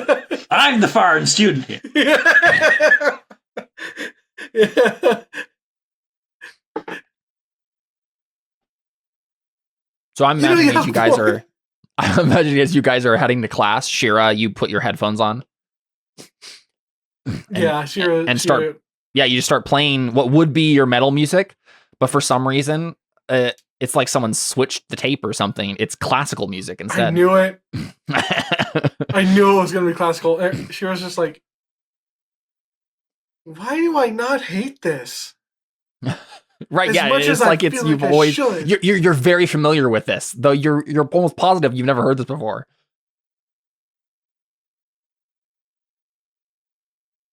And I think we follow Shira like heading down the hallway, confusedly listening to this, heading towards class, and then we see that the hallway is actually like you get a little distracted and you like stop at one point and you're like fiddling with your device probably, right? And then we look around and we see that like the whole hallway is empty, like everybody's already gone to class. And then I would like to start killing people now. So let's draw some cards. All right, so the way this should work is here. I can deal them. How many cards do you need, Seth? Well, I was about to ask, do we need to add relationships given that scene we just had, or are they all the same? Actually, Oh yeah, I don't know if anything changed there, as far as I can tell. Well, because I don't I guess. think who is Obviously Jared didn't interact with you before. Let me double check. Would that be kind of a rivalry because he thinks Tana kind of thinks that he's a weirdo? Yeah. I don't know if it goes as far as like rivalry though. Oh, fair enough. Okay, so I need 3 cards then.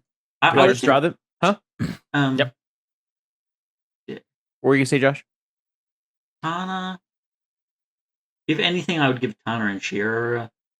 They already have one. But cool. Yep. Then you. Yep. That's what I was. Okay, I will draw 3. So well, here yeah, I can just send I them to believe you. you get.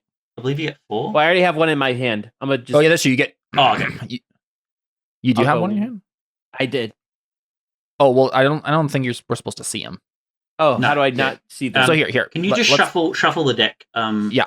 I don't know how to and- use the cards. That's right. I'm gonna shuffle them. What I'm gonna do, I'm just gonna give them to you. I'll deal them to you Mhm. from the thing here. So you need 4, Seth, because you get 1 automatically, and then you get 1 per Oh, okay. relationships. Okay. So there we go. Now they're actually in your Oh. hand there. Yep. So you can look Okay. at them on the bottom. Right. Jordan, how many do you need? 1 plus your relationships. What page is the order the cards beat each other on? Yeah, It's I've in got the it chat in the there. chat. Here we go. Here. I guess it's also 4. Got it in Roll20 chat. Wait, no, it would be 3. Well, does Mimi count because she's dead? Yeah. Yes. And yeah, You then get it's 4. 4. Jared 4. gets 3. Yep. Jared gets 3. Okay. And then I'll just draw from the deck. Yeah. Well, so you draw when it's actually happening. I know. Yeah. What I mean is like I'll just draw from whatever the cards are left there, right? Yeah. All right, cool. I don't need to deal them in my hand necessarily. Okay. So I'm definitely targeting Shira. That's what I'm doing currently. So I think we see one of these kind of nuclear shadows start to creep along the wall of the hallway. Suddenly the hallway is kind of cold. What do you do, Shira? I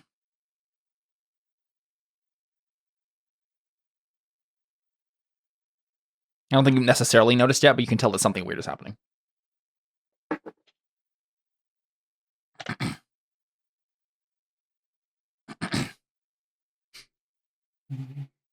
Here takes off her headphones and puts them around her shoulders again. I'm not doing it this time. And she like starts to look around and notice that from your headphones is there. Yeah. I think she just like realizes that nobody's around and she starts to just walk a little bit faster towards class. Mm-hmm. And I think you see the door ahead, kind of in between 2 sections of the school, is open and usually just stays open. But then we see a shadow like reach and slam it closed in front of you.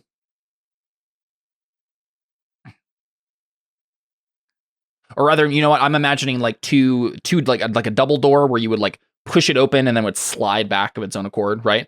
But we see the locks engage, like the.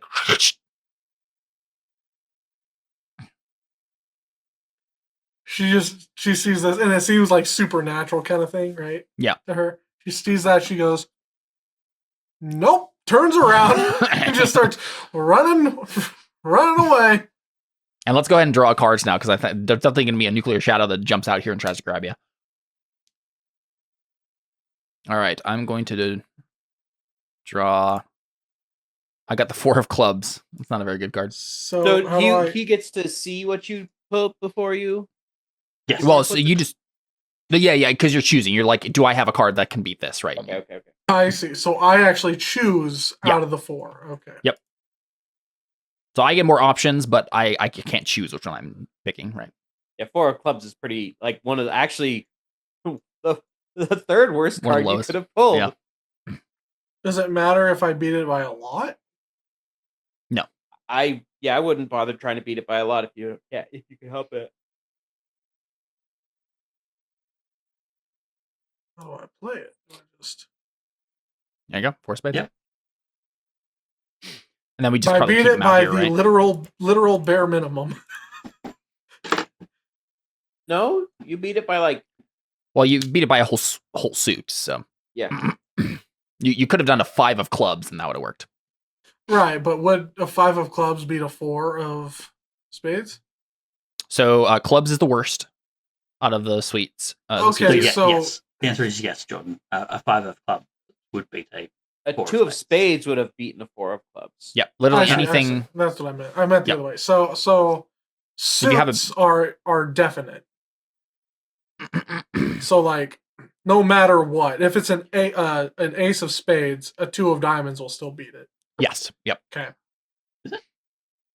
The only thing that would matter, like the time that the numbers matter, is when you're playing the same suit. Okay.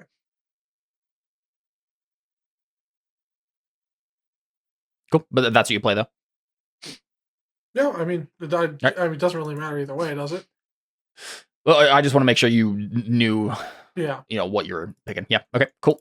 So, I think you escape, right? Like, where do you go? Tell me how you escape this nuclear shadow that's haunting you down the hallway.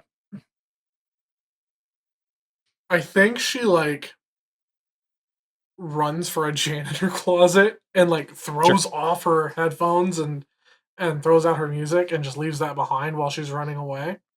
Just sprints into a janitor's closet and shuts it and like turns the light on and just like there. And is gonna wait for the bell to ring. So I think we skip over to either Tana or Jared. Where are you guys? I mean, similar. Tana's just heading to class. Just going to class. Mhm. So I think you're in class, Tana. And you're one of the older students, right? So you're maybe not in the same class as Jared.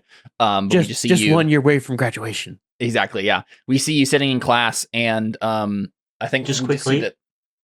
Just quickly, no. So higher card is better. The suits is just if it's the same number. Then Okay, it's the other way Oh. around. Okay. Yeah. Because the So I example, was one right. of the examples in the books is that it's an 8 of hearts played by the killer, and someone plays a 10 of spades to beat it. So the Got 10 it. is better. But yeah, it's Okay, if you've both got 10s of things, then I think usually in cards it's the other way around, but yeah, that makes sense. Okay. All right. Cool. That's good to know. So a 2 of spades would not have beaten the 4 of clubs. Nope. That makes it a little trickier then. It makes sense that they did aces high, deuces low first, and then Mhm. the suit. So Yeah, that makes Okay. sense. I think we see Tana. The clock is really loud. And we see like kind of staring at it. And you have that mindset, right? You're like, just one more year until graduation, and maybe you're thinking like, man, I don't want to stay in school even, right? Like, school, I can't focus, I can't concentrate.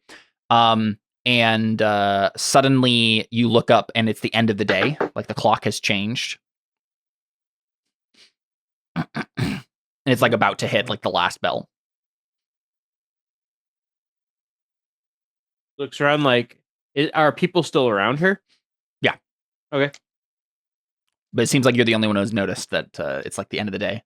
Yeah, she's And looking suddenly around. you look around and it's like the same classmates that were in this class, but suddenly like this class is now at the end of the day. Like your schedule got mixed around. Mhm. It's like one of those dreams.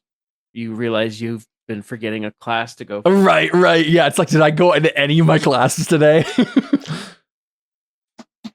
She looks around like, well, at least it's almost the end of the day, but this is starting to get weird. Yeah, and then the bell rings. Okay, she stands up and starts to leave. She's very confused. And I think we see the. Oh yeah, no, I can't control. Let's see. I'm trying to think of how to do this. Oh yeah. The teacher, as you're leaving, says to you, "Are you excited for graduation, Tanaka?" Yes. Well, you and your sister are, you're some of my brightest students. You're some of the brightest students in this school. I'm sure you'll go far. Thank you. How is Kiki? Well, she's alive at least. Well, why wouldn't she be? Well, Mimi. Just yesterday. I'm sorry, who? She's gonna slowly start backing away. Mimi, there was an assembly this morning. Yes, an assembly announcing the new sports festival that's coming up. Which festival? Yeah, the sports festival. Do you not remember the sports festival? It's going to be a very important arc coming up.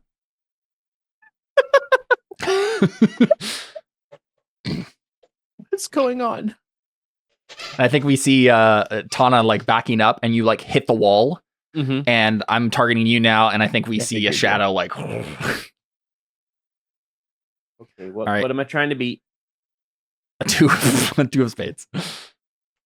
Well, I'm gonna just go with. There you go.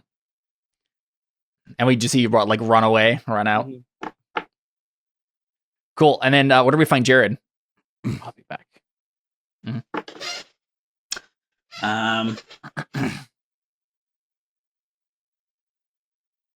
Be honest, I think Jared is like decided to go to the chemistry room and like scope it out. Like we see him ducking under the danger rope and stuff. Yep.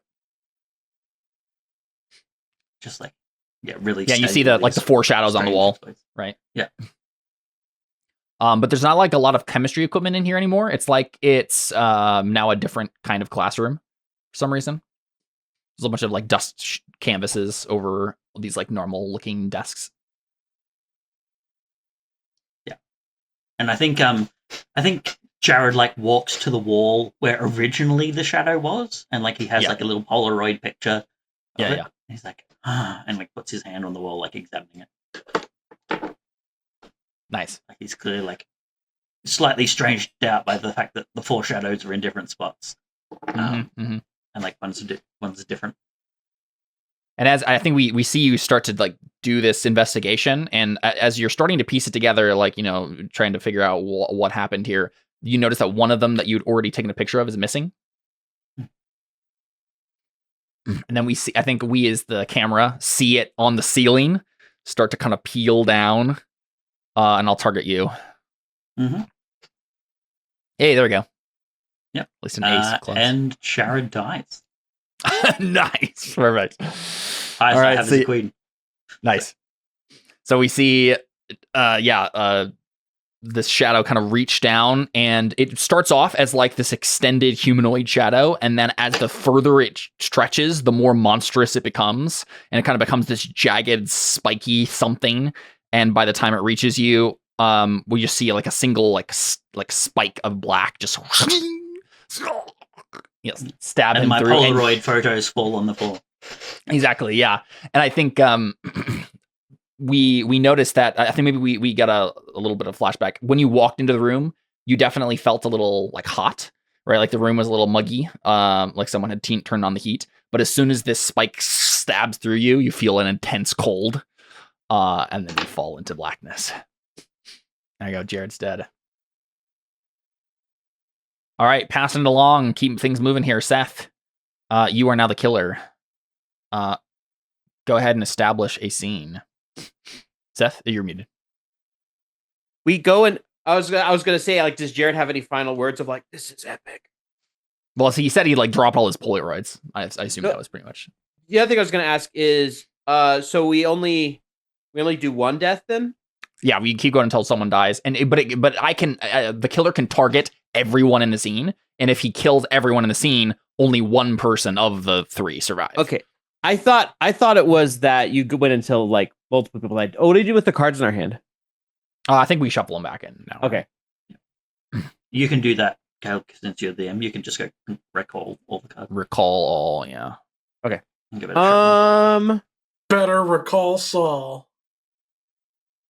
I'm thinking So yeah, you establish the scene as the killer, and then we'll pick characters. it's the sports festival's happening that night. It's like a Okay, it's yeah, like yeah, the first of the festivals. It's like The manga arc just completely changed, like the next issue. Yeah. it's anime. It's a volleyball tournament. Oh, just quickly, for the 2 characters that survived, please mark a survivor. Something to Oh, say true. that you're Yep. a survivor. How do we want to do that? Here I can drag. I'll figure out a point thing to. Here we go. Take a fate point. Who survived these scenes? That Tana Shira and Shira. Tana and Shira. Yeah. Okay. So you can spend these I'm to rooting for those 2. redraw, I believe. So if you get a bad card, I guess you can just redraw it. Yeah. So Seth, sports festival. Yes, some it's sort a of sports volleyball thing. festival. The first night is a volleyball tournament. All right, sounds good. Jordan, who you playing? Oh, Tomo, come on. Sports festival? Yes, nice, perfect. Josh? Sorry. And also, you don't spend them. It's just they maintain. So every scene okay. you are in. Nice. now, So the more you survive, change. the more points you get. Yeah, more chance you have to draw. Sorry, who so far? Jordan's playing Tomo. Yeah. I'll be Machi Marihito. Nice. I believe. I'm gonna be Seta Masatake, the annoying sidekick.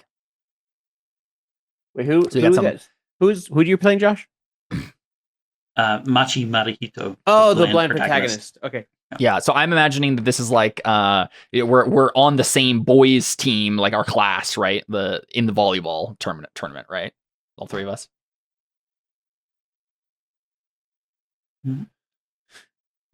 Yeah, so we just see spike the ball. Yeah, that's right. Are you watching, Kiki?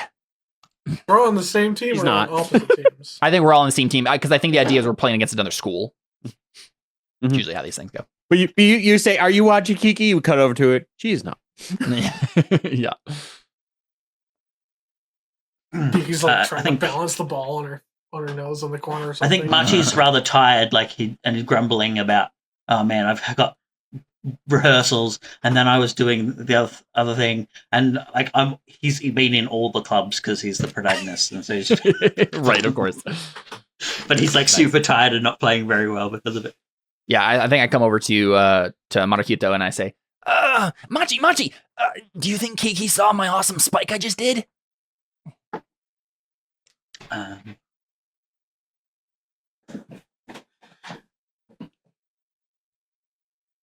She'll have to date me after I this. have not been looking.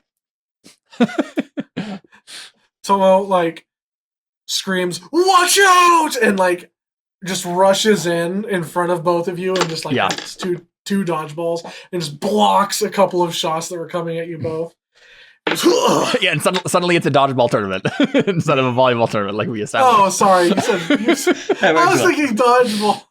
No, it makes sense. I knew, Like, you know what? I knew you said volleyball. I'm like, oh yeah, I think. no, that's fine. think I mean, the scene still works, right? Like, you obviously go out in Yeah. front of us and hit the ball back, right? I imagine you do it with your belly, right? Well, you said, yeah, okay, yeah. Yep. Look, Seta, I don't know about Kiki, but all I can tell you is she hasn't been one of the 5 girls who've asked me out to so hard. You get all the luck, Machi. I don't know How do about I get luck, what it's a you curse. have? A curse? Heavy is the head that wears responsibility. Don't give me that, Machi.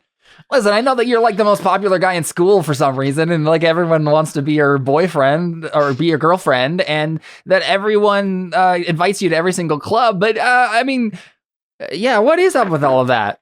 Heavier is the head of the opponent. He's just spikes the ball. Tomo just spikes the ball. How's the other team Issue doing is- though, Seth?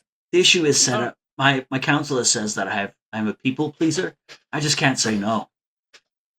The other team is struggling to go against Tomo's just raw like athleticism. Yeah. The reason why Tomo actually snacks and eats so much is because he's got a crazy metabolism. He's super healthy. Exactly. It's like, I imagine we're just seeing them in the background like, pretty much. There's They're definitely like a Kung Fu Panda-esque like food Yes. targeting challenge that they're having at one point. He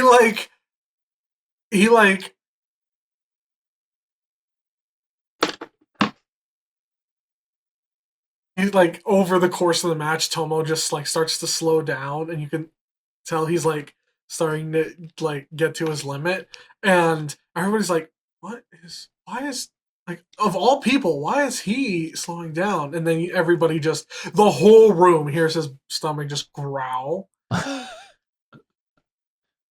think Machi like walks up to Tomo and says, "Just a few more points, we finish this set and those orange slices." yeah, don't fail on us now, Tomo. I can't keep up with all this. I just need sustenance. Something. Anything. I got you. And Seda like runs over. Kiki, can you throw me my lunchbox? Oh, It hits him blood in the comes head, from my but, like, nose. when- Yeah, good job, Seda. But then it as it hits, it opens, right? It opens, and it like just like a carrot or something flies through the air, and then Tomo sees it, and he's and he like does a backflip. Does a backflip, eats it, or a front flip, I guess would make more sense. Does a front flip, eats it, lands, and Super Mario hits the volleyball. I was imagining that like when it hits his face, right? It opens, and as I'm slow motion falling backwards, we just suddenly see Tomo's face slide underneath. And eat the tater tot that like fell out of the lunchbox. Yes. And then it's like you're on the ground, I imagine, and then the other team is like, "What? Oh, is he down? Is he down? Like, what happened?" And then we see you totally like rise, and then flames behind you, and you're like, "I am ready." Yeah. I had it and then I lost it. Let me try It gets to the point where you hit the ball, and the team just like scatters and runs out of the way, and it just the volleyball comes down and hits it and like makes a crater in the floor. And you guys, your team is declared My the hand is winner. just smoking. Nice, yeah. Oh. And I'm on the ground. I'm just like, "Good job, Tomo." And probably everyone comes over and congratulates Machi on like being so good at volleyball. And then the coach kind of walks up to you guys like, "Good job, guys. Go ahead and hit the lockers and head home. You're good for the day." Thanks, coach. Yes, sensei. Tomo just calls all of his teachers sensei. Every adult and every authority figure. I'm imagining as we're leaving, we see Tomo dragging Seita behind them. And Mochi is like opening up this perfectly prepared bento box because, of course, his parents are rich. It's like, Yeah, eating with the chopstick. yeah. I don't know how, but for some reason I almost imagine Tomo wearing Seta like a backpack. Sure, yeah. Like, I don't know how that works, but just like, I think it's different in every shot as we're going away. It's like first you're dragging me and then you're wearing me like a backpack and then you're like, I'm on the top of your head. Yep. Yeah, we go to the locker rooms. the locker room. I open up my locker. Changed. And as you guys get to the locker, like you're waiting for like the other teams and everyone to come in and change everything, but nobody shows up. And it's been like 5 minutes go by after you like get in, you shower and everything, and the locker room is just empty. Yeah, I'm like still like cleaning out my bloody nose. Like, Where is everybody?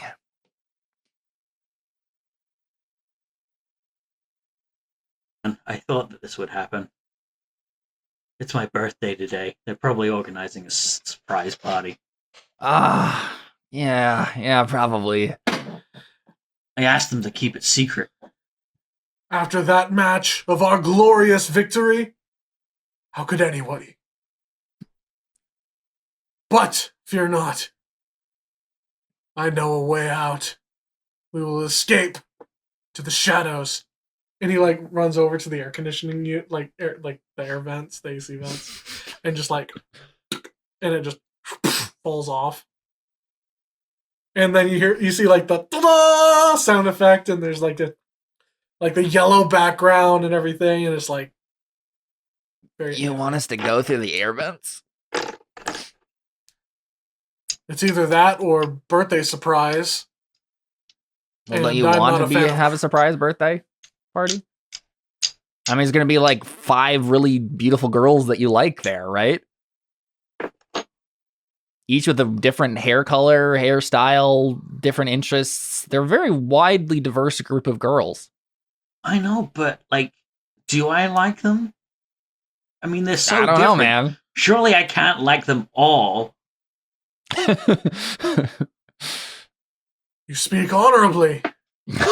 Therefore, Like, if I feel this way about all of them, then like none of them are actually special, you know? you know what is special? A secret Well, and we're passageway not at the end of the is kinda season cool. yet, so you haven't. I don't think you have to make your choice quite yet. Oh, good. And Tomo, as you look and like to try and point to the vent, you notice the vent's no longer there. Hey! What did? But okay. Listen, and I haven't been looking. I'm like, listen, Tomo, if you can fit up that vent, then we'll follow you. But, Oh, that's funny. a true ninja always has a backup plan. This way, and he like goes over to like there's the main exit out the locker room, but then there's like the side area. You go past the showers and everything. That's like we go this way, and then we go through the equipment room, and then we got to go to the coach's office, and through the coach's office, then we will get out without having to deal with anybody. Isn't the coach's office usually locked? Usually. He gave me a key, said if I need some quiet space.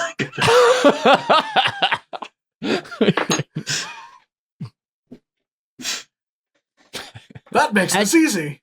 As you're walking to the door, you're walking, you see the door in front of you. You see there's all the fluorescent lights. They're kind of like the hanging like dome lights above. Yeah. And as you're walking, the light right in front of the door you're walking to just goes out. It goes boom, and it's completely black past that. Like you feel like you should still be able to see the door, but as soon as the light goes out, it's just complete and total darkness.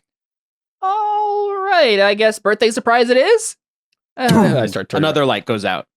And just Guys? slowly until it's just one light shining directly on top of us. shining directly on top of you guys. And I think I'm just gonna go for all of them, partially because it's fun this way, and partially because it's getting later. Yeah. Mhm. So what do we do? So, we need to actually deal the cards. Okay, so I need. Wait, who am I playing? Well, have we established any friendships? Do you reckon? Probably. Certainly, I think. I was always imagining that Seita was going to be your annoying sidekick, Machi. So That makes I sense. also agreed. it's a friendship. With... Tomo's probably friends with Machi at this point. I'd say we're probably friends too, Jordan, right? Instead of rivals.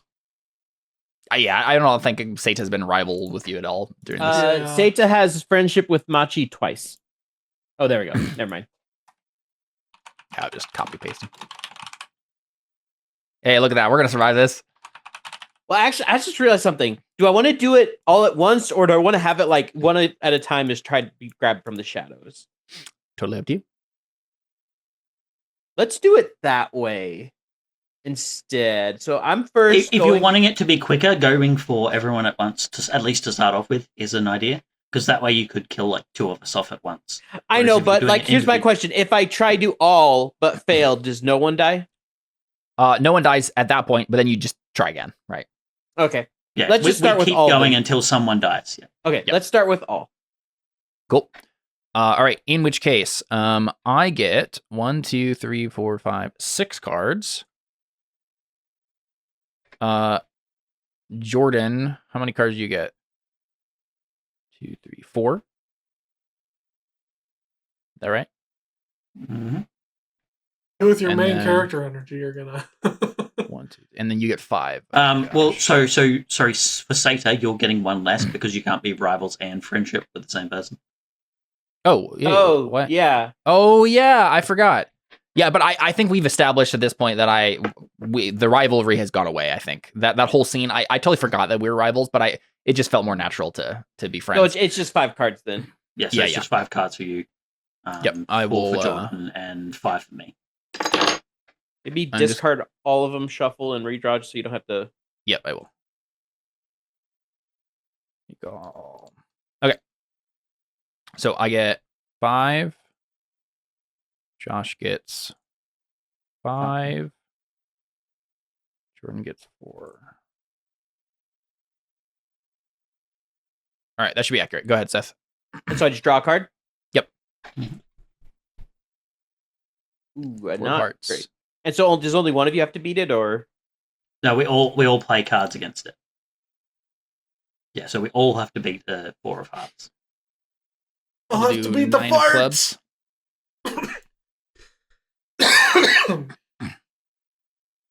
I'll go at 6 of hearts. You guys all There we beat go. this. So how do you push back the darkness, I guess? I imagine it just has to do with protagonist energy, right? Yeah, Machi definitely pulls out like a very fancy torch that he has had in his bag, and starts like shining it on the ground to like give us a path to get out. We probably rush. Are we rushing still towards the office that you have a key to? Yeah, I think so. Yeah. Yeah. Hurry! How much can I dictate when I do this again? Pretty much everything. Anything you want. Yeah. Anything that's not our actions. Okay, that's what I was wondering. Because I have a fun idea for Jordan's character, but I have to dictate an action. Yeah, so you could just suggest it, right? And then I was gonna say maybe like Tomo goes for another snack, and then like the shadow comes from the snack. opens up your little lunchbox or whatever, and That makes sense. Okay, let's go for that then. So Tomo goes for a snack. so goes do we for one of the like hot- actually get in the office, right? Like we like rush to it, unlock it, get inside, Yeah, and you close get the door. inside the We feel office. like we're safe. So there's probably a snack in there, like Yeah, there you go. There you go. Yes. You see, this is some good stuff you know what it is? This is a snack that the coach confiscated from you because you were snacking during class. And so finally you have it back. Sneaky snacker returns. Mm-hmm. Sneaky snackster. So you go ahead, you grab the snack, and a shadow comes from it. Ooh. Ooh, that's a good one. That's a really good one. I have a question. Luckily, I got this one. Well, no, if it's just against Tomo. No, it's just against Jordan. I'm putting it back. I was excited. I'm glad for you. I'm glad that you are. So what do jokers count as? Ooh, I don't think we're supposed to have jokers, are we? I think, well, so the way that cards usually work is it goes 10, Jack. Oh, yeah, and if it's a joker, then probably not. Yeah, that's what I was saying. Sorry, for some reason I thought you said Jack. How about you just discard that one and I can give you a new one? Okay, let's do it twice then. 'Cause I Oh have my two gosh. jokers. Well, okay then. I think when jokers have come up, it's been like wild cards, but yeah, let's just not worry about that. There you go.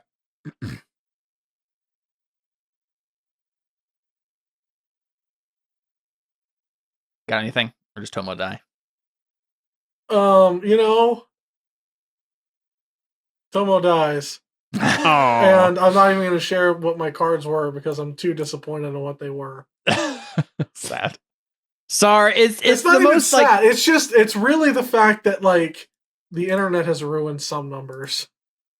it 8-7. Okay, yeah. So Tomo grabs one of the hot fries and like goes to put it in his mouth, and the other two, you notice that there's a shadow going up from the ground, up his leg, and into the fry. And as he takes a bite into it, the light cuts. You hear like a scream coming from Tomo. Very manly scream, but still a scream. And then the lights come back up, and he's gone. Every single one of my guitars just started ringing. I think Seita says, Machi, I'm getting scared now. What happened to Tomo? Tomo is Nomo. And obviously the scene ends here, but you know. Yeah, and I think Machi says, "Oh man, I hope I have plot armor." Perfect. All right, I have a recall. Jordan? And we got to get the fate points. Yep. I'm establishing the scene and I have to kill people now. Mm-hmm.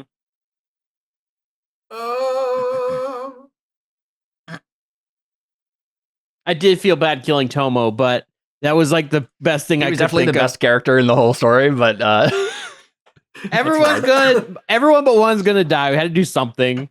Yep. It's okay. This is part of the manga, though. It's like this absolute outrage when they cut Tomo as a character. Tomo comes back as somebody who overcame the shadows. I'm imagining that it's like Tomo is a fan favorite, and then the publishing company decided that it was like, you know, offensive to fat people or something to have him as a character in there, and so they. And that's also how we like stripped it out. show shock value and that we're serious about this IP. And yeah. Right. Of course.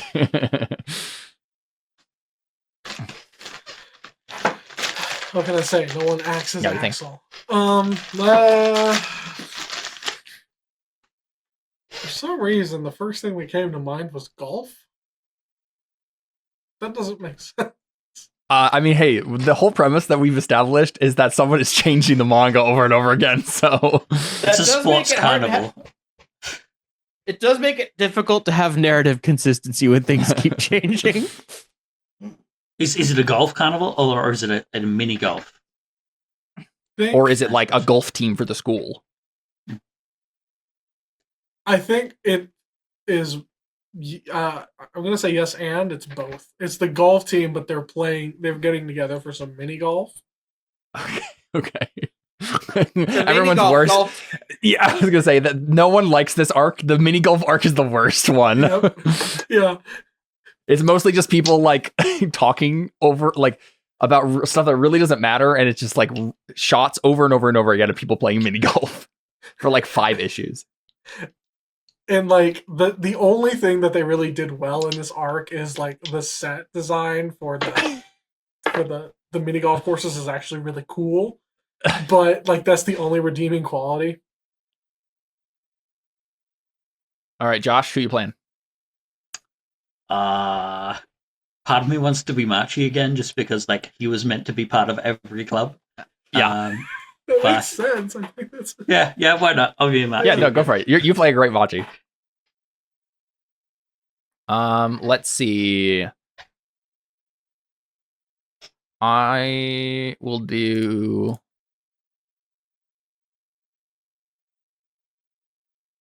I'm gonna do Yuki, Raven-haired occultist. I'll play.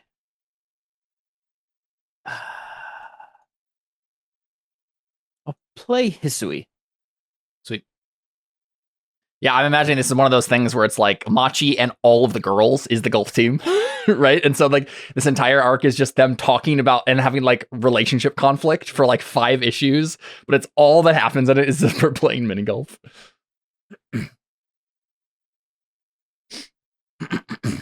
Yeah, so I say, Machi, are you sure you don't want your fortune read? It's bad luck to go into an endeavor like this without having your fortune read.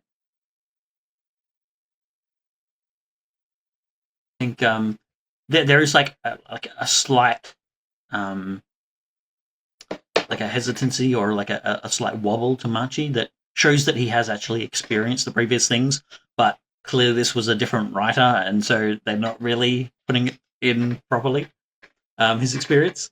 But he says like, I think it's important to make your own fate, and like choose your own destiny. Well, I suppose I can admire that, though some might think it foolish. Could I get my fortune read, please? Yuki gives you a look of disgust. And then goes back to talking to Machi. Please, I want to. She starts hyperventilating. She pulls a bag out of her thing. Do you know what star sign that you are, Marahito? Yeah, the Bethlehem Star. Oh, I've never heard about that one. You'll have to tell me about it sometime. I'm familiar with, stuff like the Zodiac, but what is this from? I don't know. My mom had this like book that she read it. I remember about. I'm not really sure. Well, here, it's your turn first. Go ahead. Of course. At least this is the fun part. And he lines up and whacks the ball, and Jordan, you get to describe for us all the different mini golf courses, right? Yeah. Oh yeah. So you're going through like the theme of the mini golf course is different parts of the world. So one of them is like the stereotypical windmill is like this, like, the medieval windmill. Then there's one that's like a volcano that you have to hit it into. Mm-hmm. Yeah, so I think Machi lines up. He hits the ball along the dike wall, the dam wall, and it runs through the windmill just at the right time, rolls to a stop just on the side of the hole, and there's that heady pause where it might go in, it might not, and then it plops in just. I imagine all the girls go like, "Yay! Good job, Marahito!" Hey, I imagine Hisui goes next, and she puts down her ball. She goes to swing, and it turns out it was actually like a bat or something like that pops up and tries to get her in the face.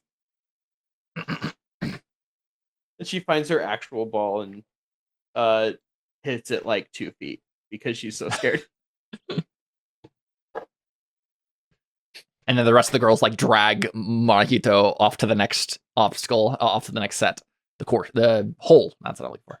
I thought you girls were playing too. But they didn't actually play the hole. Yeah. Go ahead, Marahito. Do the volcano hole now. Do it. Have you heard about Pompeii, Marahito? I'm not sure. Yeah, I think so. So many people buried alive. Some of them lovers. I mean, that's most people. This isn't a real volcano, is it? So what if it is? Hisui? Can't you see I'm trying to have a conversation?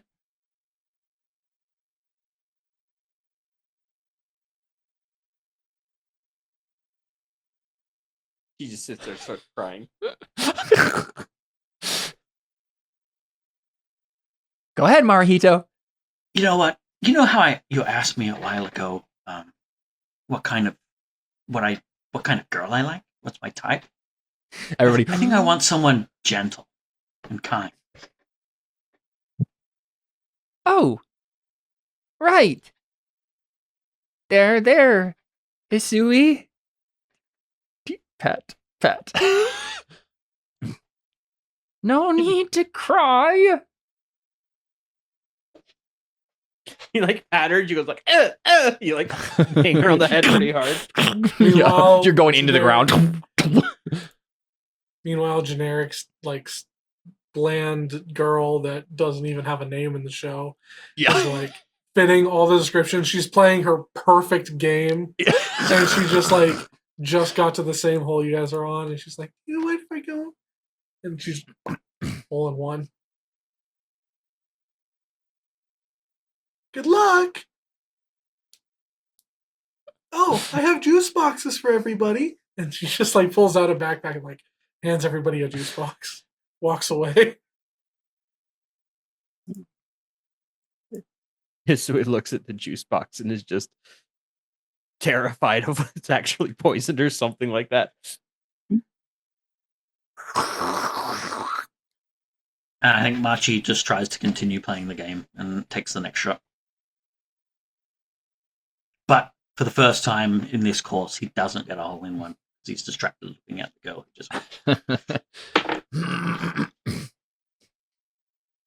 Oh, better luck next time, Marahito.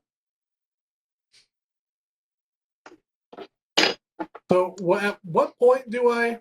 Whenever you want. Whenever you choose to Now, start it. please save us. Okay, so I think what happens... Did you say that you missed your last shot? Yeah. Well, he doesn't get a hole in one. Real quick, I think Hisui is developing. Actually, do I already have that? Oh yeah, I was gonna say we definitely have a rivalry. Yeah. Y'all go on ahead now. Draw your cards. Get ready for a duel here, fellas. So I would like to. I was trying to establish a romance with Marahito. Is that something we can do? As part of your harem. I think at the very least, there's one attempted by you, and the duality of it could be help or hindrance is based on the fact that we don't know if he actually likes you back or not. Yeah, I agree. Sweet. All right, let's draw our cards. So I get 1, 2, 3, 4, 5.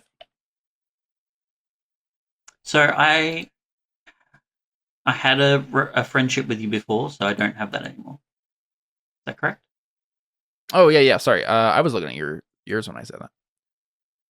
Friendship with I have 1, 2, 3, 4. I should have 5. 4, 5. Okay, I should be 5. Okay. Can you so 5 you said? get rid of? Can you get rid of the friendship with Yuki? Mm-hmm. Okay. Thank you. So you got 1, 2, 3, 4, 5 as well. Yeah. We all got 5. All right, go ahead, Jordan. Who you targeting? What happened? What's happening? So Marihito hits his ball into... This is the volcano one? Yep. Hits his ball into, like, just the wrong spot, so it's, like, in an awkward place where the ball isn't even really supposed to get to. Mm-hmm. And Yuki is, like, trying to step up her game, right? Mm-hmm. And it's like, oh, I'll go get the ball! So she runs to go get, like, is, like, climbing into the volcano to try to... like get in and find the ball. And I'm of course like running with my hands outstretched to the side and like my skirt is swaying from side to side right as I go run to get it. Yep. It's framed very fan servicey. So she like climbs the volcano and is like getting like hobbling in. And she's like reaching in. And because I assume it went in the volcano but didn't set off the thing that like says you got a hole in one and goes out the other side, so it's just like it got stuck in there somewhere. Yeah, exactly. Doesn't go out the other side, doesn't trigger the thing. So it's just like, what's going on? So she reaches in, she's trying to find it, and she feels like something grab her hand. Ah! I would like to imagine that as she's doing this, she says, "You see, Marhito, I'm very flexible." Ah! Yep. All right, you want to draw a card? Yep. Click to draw. So would I just drag? Oh. I believe in you. Okay, I'm gonna use my. No, I don't have a point. Oh darn. Yeah. Yuki's dead. So I don't have anything higher than a king. Sorry, Yuki. I guess you're not best girl. So what happens here exactly? So I get sucked into the volcano. She gets so what we see like on the inside is that this shadowy nuclear explosion shadow figure right has like grabbed her arm and is like trying to drag her in, and on the inside of the volcano where you can't see it on the outside, it looks to everyone around her like she just kind of fell in. I mean, I imagine it looks terrible because like it's probably not sized for a person. So like we probably see her whole like shoulder dislocate, and then she gets like shoved down in this thing, and it looks terrible. Like if we look at the manga panels, it is like absolutely disturbing. The guy who drew this just was like went to town on this terrible, horrible description of death. And when like the next panel, like when they actually like see her, I don't know, do they do any of the bodies are never found, we established. None of the bodies are ever found. Okay, so like the last panel is like just her bones, as if she actually went into a volcano and melted. Just melted. Yeah, it's probably this. You know, I would imagine that like we play out like this happens and then nobody thinks about it, and you play the rest of the entire course, and we do this like 5 arc series, and the very last panel of the arc is inside the volcano and there's bones scattered around inside. And I think like the last line is Machi saying, "Has anyone seen Yuki? I was gonna ask her what she knows about Haruhana." Like this, they would respond, "Who's Yuki?" Exactly. Yeah. Yeah, because the moment that she goes to do that, he gets like someone starts talking to him. He's not even paying attention to her, and just like talking. So, all right, Yuki's dead. Rip Ukes. Okay. So then, so it's Josh. Back to Josh. Frame before us. Let's see. I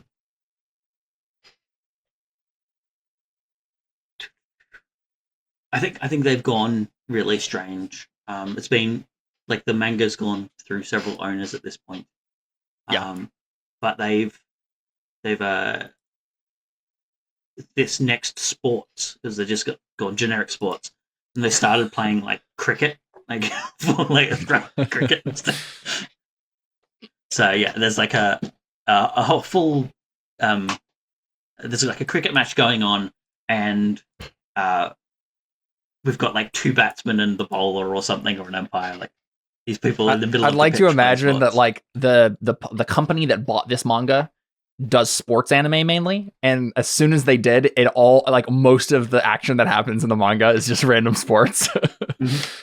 I was thinking it has like a sports sponsor, so they have to put right, or like the manga artist who mainly does the drawing is just good at drawing sports, particularly, so they just try to shoehorn that in as much as they can. I imagine that it was a situation where like it's it changes hands from the original writer to someone else, and the other person is actually really unhappy that they got put on this project because they wanted to do a sports anime, like a sports manga. Yeah. And so they're like trying to put as much sports stuff because like that's what they want to do. Yep.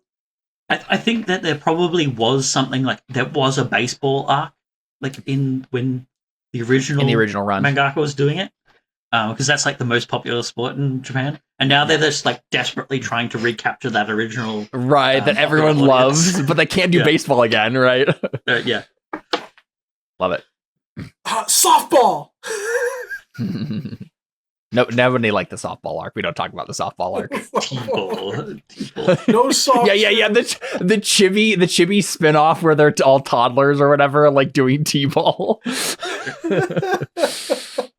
That's what I'm gonna miss on that one.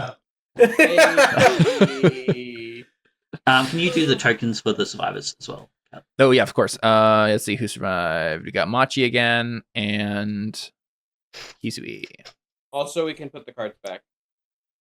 Oh yeah. Yeah. All right. I will shuffle a deck. And then I will play Wait, what was the established thing? What are we doing again? Cricket. Cricket, right. I will play Tana again. And let's say that she's so there's a person who bats in cricket, yeah? Yeah, there's 2 batsmen that are on opposite sides of the pitch. Okay, yeah, so she's one of them, I think. Yeah. I will play Kiki since she has not been in a scene for a minute. And she's not looking great given that she only has 2. Yep. Tana's about to lose another sister. Think so. I guess it makes sense to have Shira because she has a relationship with, she's friends with the Tanakas. I mean, you just don't have to do that though. Yeah. I'm just looking at these other characters and I'm like, man, I just like it when you guys play these other ones so much. Mm-hmm. Could also be Hisui or Seita or Marahito.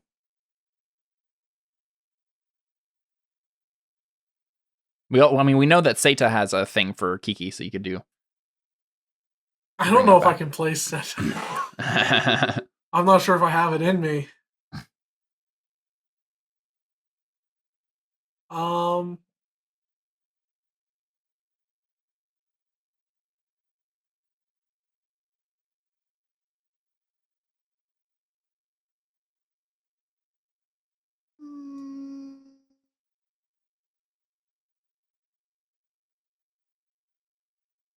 I'll try Seta. I'll try. Cool. All right, Josh, can you help us figure out how to play cricket? Well, we probably don't even have to play cricket.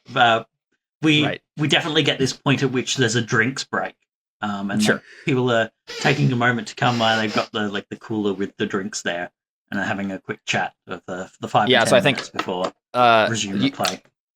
And I think that's intentional on the part of the manga drawer. Like, they don't know how to play, so all of their scenes are set during the downtime rather than right. when things are being played. And then they kind of wander around to this vague panel and then skip ahead again. So I think Tana is saying, Kiki, what was that? What? You never do anything right. I was having fun. Isn't that the important part of playing sports? No, the important part of playing sports is winning, and you would know that if you won anything in your whole life. I win the hearts of people. Ugh, I wish I had another sister sometimes. Yeah, me too. You have me, Kiki. Tana looks at you. I'm sorry, what was your name again? Dang, I wanted to say that at the same time. We say that at the same time. I like the idea that Seta doesn't even get a chance to respond. Like he's yeah. And then listen, when we get back out there, you're gonna have to actually care about this. All right? Can you care about something for once in your life, Kiki? I care about lots of things. Like having fun. When you go out there, you always come back from the field miserable. I'm focused. I'm determined. And I'm miserable. Not miserable. No, I'm not miserable. It's just my face just looks like this sometimes. All right, I'm intense. Yeah, well, you never seem to be enjoying yourself. So maybe you should try. Hey, how about this? You try caring. I'll try caring, and you try enjoying yourself for once. Not having to be so serious. This is my enjoying myself face. I think Kiki's right. Maybe you should, loosen up a little bit. No one asked you. Look, I'm having fun out here, and I think that's the most important part. Am I winning? I don't know. I don't really know how to play. I think. See, that would be fine, Kiki, except for you're on my team, and I'm the team captain. So what happens on the field? It's my responsibility. Okay, you're making everyone look bad. You're making me look bad. You can only make yourself look bad. Yeah, Kiki looks great. I think we both just ignore that one. Josh, you want to start killing people? Of course. Seth is Okay, like, draw your cards. the whole time, Seth is just like, because it's like the drink, and everybody's like relaxing. So he's like pouring drinks for people, and like just subtly like trying to inject himself into conversations over and over again. Like, Oh yeah, I forgot we've been these relationships we can use to do things. Oh, Yes. Yeah. No, I was intending that if Yuki hadn't just straight up died, I was going to use one of my cards as a foil to her. Like the act of asking her the question about Haruhana would have distracted her enough for the monster to get it. Sure, okay. But I think we have a rivalry now, Kiki, how with that? personally. All right, in which case, 1, 2, 3, 4, 5 for me. I get one more. How many you get? 4? I got one. I got them already. Oh, okay. And well, then Seth Jordan? gets like nothing from this one, right? Well, you get all of them, right? All the cards you would be able to get 1, 2, 3. Right, but I mean, like, No like, extra one. Seth No extra isn't friends with Tana. Oh no. Yeah, I don't think so. It sounds like we just ignored you. So Yeah. all right, cool. I think we got our cards. I think we see like within the drink station, this like Eski, you've got suddenly there's like a shadowy hand like grasps some of the bottles, and like we see that some of the liquids inside start to like separate and bubble, and then like they start getting handed around. So this initial thing is that targeting all of you. There are We're gonna random drink. drinks being distributed, and some of them are now poison or acid or something like that. I'm imagining the manga arc killing off a bunch of these teenage characters drinking a break on a cricket game, and everyone's like, "Why? This makes no sense. I need a new Who's card. real quick. poisoning people at this school?" I drew a Joker. I drew a new card. So yes, So you're targeting all of let's us? test your fortunes with a Ooh. jack. Ooh. A jet. Oh, I'm dead. Okay, I'm going to spend a point to. I'm going to use my point to redraw. Yeah, so you discard one card and redraw one card. Yep. I'm not. I got a king. Santa lives again. I'm discarding this one. And gonna draw again. Ha ha! Nice. That was a lucky draw right there. So All right, Kiki's You dead. gotta trust in the heart of the cards. Because the high. What's the stuff I can do with the relationships? Because the most I've got is a 9. So let's see who's friends with you currently. Chomo. Tomo. Yeah. Seta has a romance, so Seta can help. Yeah. So yes. So yeah. How does that work Seth's again? Kiki, right. Says Kiki. Yeah. So if Jordan has another card that can beat the jack, he can choose to play that as using his friendship in Kiki's place. To use one of his cards for Yeah. Kiki, right? Got bad news. Don't have a card. I think you're Well- dead, Kiki. Unless He's like dead. it's like it has to. Yeah. Never mind. It's not like they like stack, right? No, I Like don't if think so. okay. If it's like a No, 3 or You're like 4, playing it's not a for her, I 7. think. How does Oh, Kiki die? You get poisoned, I assume. Well, because we've established all the others as like shadows, but if the shadow just puts poison in it, I guess. Yeah, so I think like what happens is your drink, and as you continue this conversation, like maybe even this dispersing of the drinks and like seeing this hand was at the start of the scene, and we're like, there's a lot of tension as we're just waiting to see who got it, and eventually we see that like Kiki is literally fading from existence, like she's becoming like a shadowy smoke thing herself, and then just like the smoky ashes, just like one of those silhouettes from earlier, just floats down to the ground, and Tana and Seta continue their argument with each other. Now, sans the whole reason for it. Nice. I imagine her shadow goes away with try to have fun. Oh no! I'm Not the definitely one imagining remember you. our argument has just turned into me yelling at Seta for not playing well, right?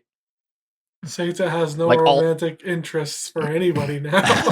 all the dialogue that we had with Kiki and Tana have just been like transposed onto Seta now, and his character's like changed. I just imagine like Seta becoming a depressing character and not really knowing why. So he's like annoying and depressed. Yeah. So Tana and Seta get another token. Mm-hmm. And we can recall the cards. Mm-hmm. I also definitely have like a preferred ending to all of this now. Nice. Well, You only depending on have how things go. 4 characters left. Yeah, I think we need one more person to die. Wait, 1, 2, 5. 3, 4, 5. Okay, that's true. 2 more people need to die, and then we do the last scene with the remaining 3 characters. Okay, I will establish. Let's do. How can we make this manga even weirder? Maybe it's not even sports anymore. Maybe they're like, all right, none of the sports stuff has worked for any of these. Right. But people still are interested in the manga for some reason. They're just But we're holding on by a thread. So we need to do something completely different, something that's not even remotely sports related. Okay, so They forgot about the play from earlier in the manga. Oh yeah, I think we just forget that entirely. I don't think it exists anymore. Kiki was Juliet. I don't think it's impossible now. But obviously we can just change who it is. I'm imagining that we get like a weird spin-off thing for a little bit here, where you guys are the equivalent of Power Rangers. Right? Like you suddenly there's an arc that develops where you guys are a mysterious figure comes and gives you all these weird little badges that you can use to like magical girl transform into a Power Ranger-esque type thing. And it's probably mainly because like whatever Power Rangers exists in our universe where this manga is taking place. Not where the manga is taking place, but where the manga is being written. It's really popular right now, and so the manga are like, well, we got to do Power Rangers. Like that's what everybody wants. You got to make them into Power Rangers, and they're like, what? How? And so it's not like it's completely off the rails. Like it's still a bunch of teenagers out of high school. But every once in a while they have to do like they have to fight kaiju or whatever. Right? They have to fight a kaiju, and they don't actually have like a Megazord. Yeah, they have to do it on foot. Yeah. Well, they probably just grow. Yeah. Ultra. All right, Seth, who you playing? We're playing kaiju things. I think we'll definitely return to like the play towards the end, but suddenly the play is now Richard III, and it's got all these like 11 ghosts of like all the other dead ones instead of the original play. I'll play Tana. Mm-hmm. Jordan?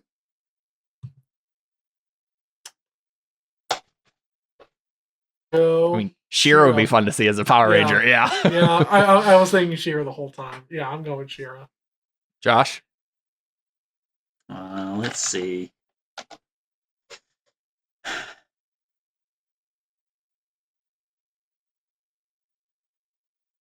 I think Machi. If it's going to be Power Rangers, that has to be the protector. Yep. All right. Have at it. You're doing your normal school stuff. But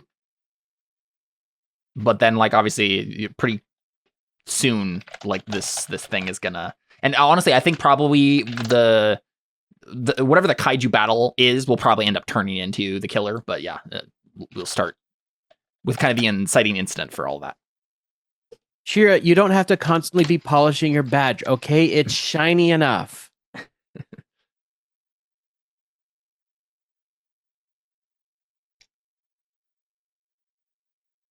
Sorry, that like threw me off because I don't think Shira would necessarily polish the badge, but I will. I don't know. I'm just throwing something out No, there. no, you're good. You're good. You're good.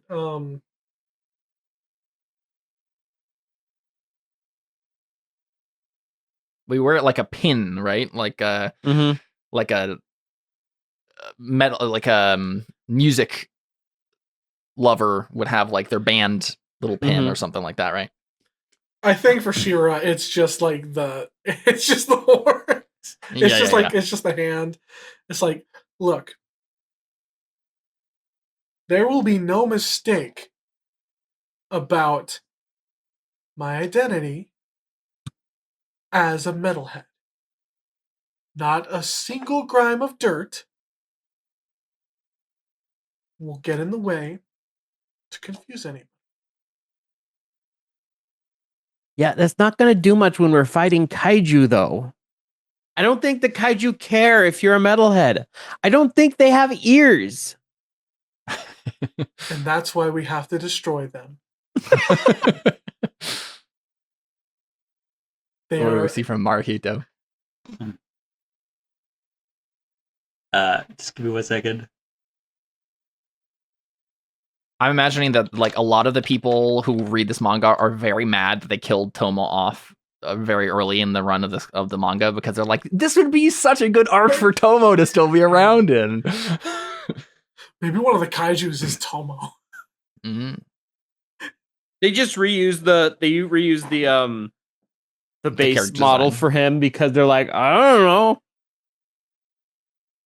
know. Hana, Shira, as the lead of the energy troopers. Perfect. Thank I you. need you to be much better about your teamwork. We can't be at each other's throats.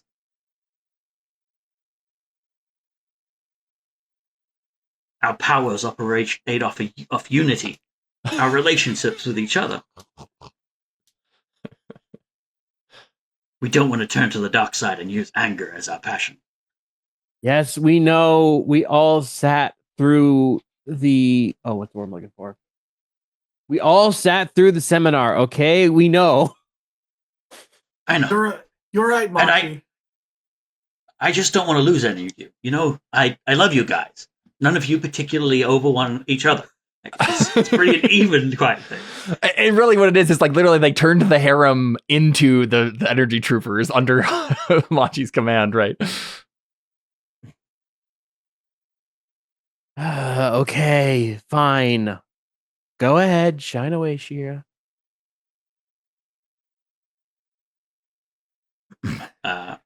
Do we get a whoop whoop whoop of the alarm going off? I was gonna say, yeah, for sure. I think up. Coming from your badges, right? Your badges start glowing. See, and I would have missed this glow if it was dirty. Now let's go.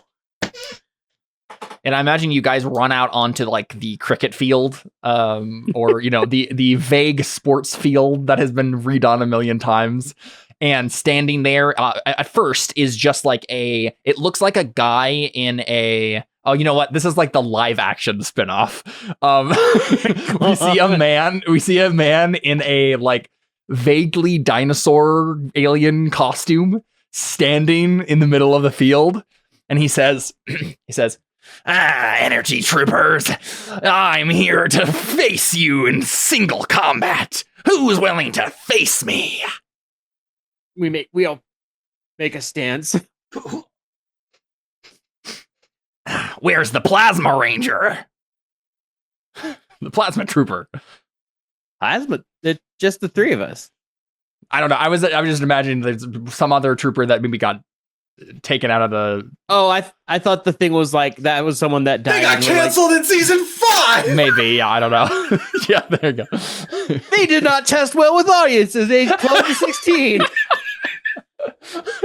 It turns out we accidentally made some racial stereotypes and didn't realize it at the time, so we had to rewrite his entire character, and he'll come back 3 seasons from now. The actor could not keep The actor could not keep the German accent and started getting into Chinese. Yeah. Well, that's all good and all, but I think you'll find me a little bit more challenging than last time. You see, I have this formula from the doctor, and it's going to make me more powerful. And he starts growing. How are you going to face me now, energy troopers? And of course, we get the classic red energy trooper, Brown energy trooper. Brown's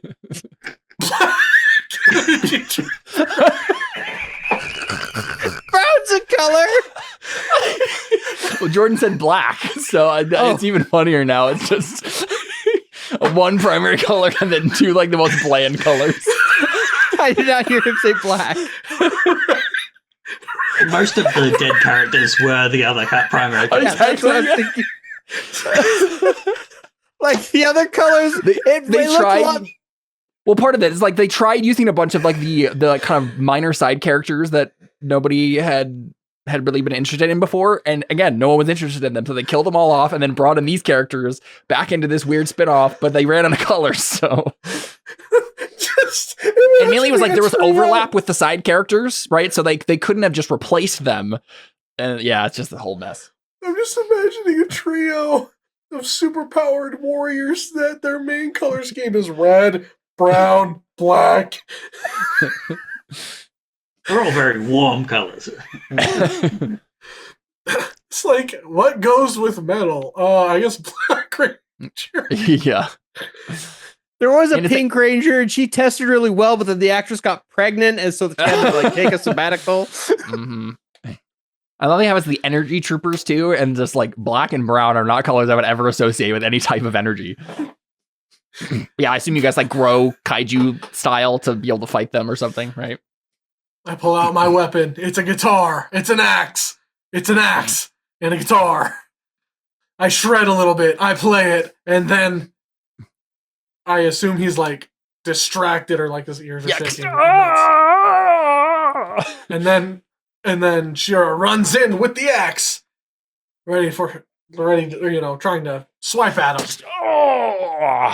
Then Tana comes in with a kendo stick and just starts hitting him in the face. Just like doinking time, doink, doink, doink, doink, doink. I imagine that's why she was brown. Is supposed to be kind of like nature based, and there was already green.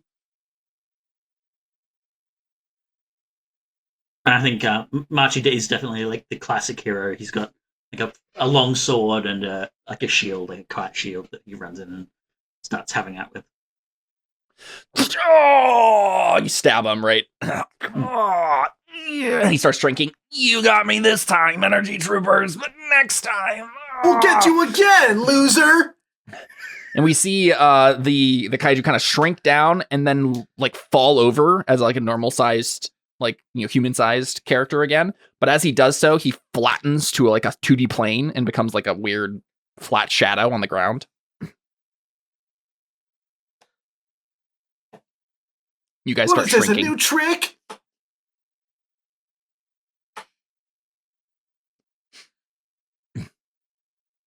What do you do? You said he turned flat? Yeah, he like, when he fell, he just like, and then kind of burned into the grass. So it's just like this black shadow on the ground. Why does this seem familiar? Whatever, I'll take care of it. This is nothing, this isn't anything we can't handle. And like Shira goes back into guitar mode and like plays something and like shoots a bolt of lightning towards the shadow. Yeah, so I think you start playing the theme, like the main theme of the show. Mm-hmm. And then it's as if like you're starting to forget the tune. Like you do do do do do do do What? And you like have forgotten it. It's like left your head. Starts playing classical music. No, it's just like you've forgotten the tune, and then you hear like the wind starts picking up, and like the grass is like getting pushed really far, and you guys are standing in the middle of the field next to this like black shadow, and you just hear on the wind, you hear canceled. No one likes the spin-off. Right? Placeholder name for nondescript, non-AI advice entity. Are you getting any readings?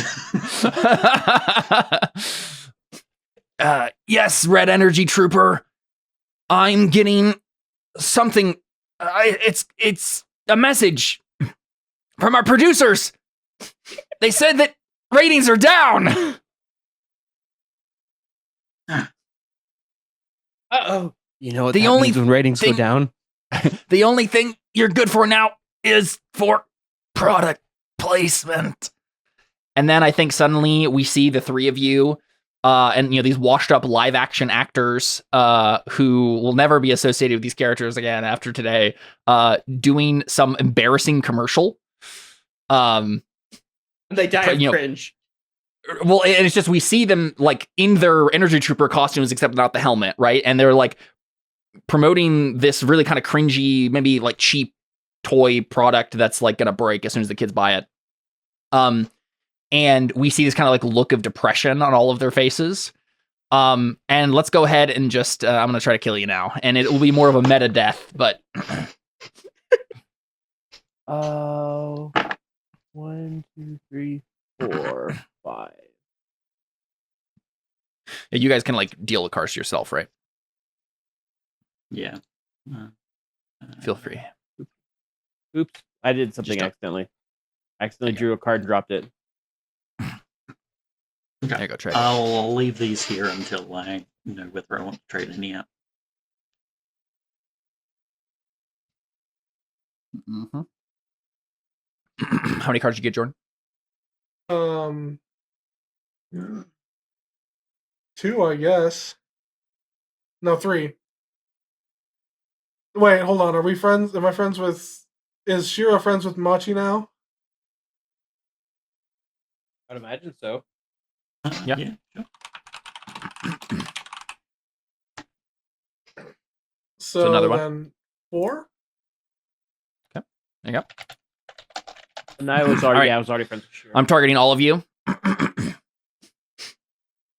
And this will likely be like whoever survives this will be the person who's still in the actual manga once they were like, man, these characters just have outrun their usefulness. All right, going at 8 hearts here. Boom. Nice. Yeah, Chira. Nice. Okay, cool. Cool. So I think we cut away from the sorry. Oof. We cut away from the Power Rangers live action spinoff, and we are back to the manga. And the Power Rangers arc is never spoken of again. And we see you guys just like in a normal slice of life arc for a little bit here. And it's like trying to reset multiple little spin-off things happened there with like this Power Ranger thing that they did. They started in the manga, it went into a live action thing, and it's like everything is being reset and as if it never happened. But I think we see you guys in your little like club room or whatever club that originated this Power Ranger thing. And one of you has just opened the drawer or is like staring into a drawer in one of these desks and sees one of the badges. And it shouldn't be here because the arc was canceled and whatnot. But you guys are like, who's staring at it right now? Gonna make us pick? Okay. Let's say Shira is staring at it. Okay. She was the one who was polishing. It's the polished one, right? Oh, and I'm gonna try to kill you. Because if you're the one who remembers the Power Ranger arc, you should be dead, right? Yep. You should be disappeared. Okay. Jack of Spades. Oh. Oh, what am I? Nice. All right, so we continue on through this like kind of awkward hold on. resetting. I have a quick question. Yeah. Does the rivalry mean that I should have drawn one less? No. No. So Okay. rivalry means that if sorry, which one? Who do you have a rival with? Hisui. So if someone was playing Hisui in this scene, then that player could play one of their cards as a new attacker against you, or like to improve the attacker against you. I see. Okay, never mind. Yeah. That makes sense. But you still get the card for it being a relationship. Okay. Thank you. You may continue. Yeah. So I think we see this kind of first issue of the reset manga continue out, and people keep noticing weird things that still exist in the Power Ranger that existed in the Power Rangers arc that shouldn't anymore. So at what point I think Tana, you guys are like walking to class or something. Or maybe you're going home after the day because you were just in the club room. And Tana, you're accosted by the janitor. And it's the guy who was your like master in the Power Rangers arc, right? And he grabs you and he says, what's your last name? Tanaka, tell me you remember. Please, someone has to remember. Remember It's like what? this old scruffy guy, right? Remember what? Remember what we were, what we could have been. They're gonna get rid of me. I'm contractually obligated to never mention it again. No, not you too. No.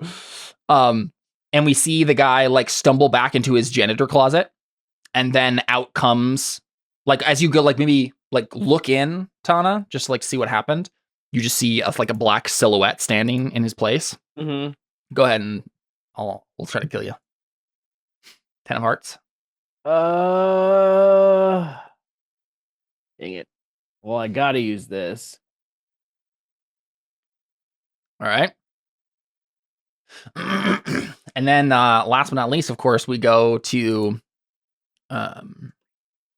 Machi. And trying to think. So that guy is like, we see Tana just like walks away from this silhouette and doesn't seem to be affected by it, right? She just thinks to herself, I'm contractually obligated and not say anything. I'm contractually obligated and not say anything. And she like walks away. And then we see Machi, and I think like you're headed home, and this would be the part of the manga where a bunch of girls try to like walk with you home, right? Like, are usually waiting outside of the thing. And you know what? I think it happens, right? Like a bunch of them come up to you, and it's a bunch of the girls who were in the Energy Trooper squad with you in the first part of the run, and then disappeared, and then they've now been reset and put in their original roles. And again, no one's imagining this is any different, but you're getting this weird feeling about all of it as they're like surrounding you.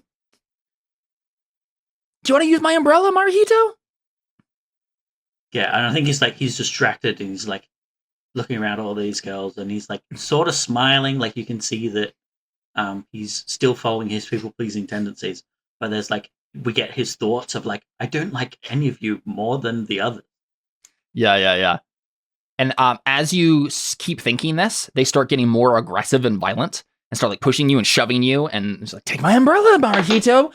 And then one of them says, like grabs you and then whispers close to you and says, you see, we've been thinking, Marihito. We're thinking about what's gone wrong. And we think it might be you. And you feel yourself start to like be pulled like a tug towards the ether. Can you beat a 6 of hearts? I can. Of course you can. I keep coming up with clever ideas, and I'm gonna have to keep coming up with more. And I say, like, I think he says, he turns to like all the girls and suddenly says, I'm dating Haruhana. Yeah. Everybody stops. And Haruhana is like just some random, or she was like the random girl on the mini golf course that just walked past and was. I know. Sure. Yeah. Yeah, and everybody stops, and then I think the principal walks by, and he turns to you and he says, "Well, it's about time that you picked someone." And it's the man again for some reason, right? Yeah. And I think we get the next day in the arc, and we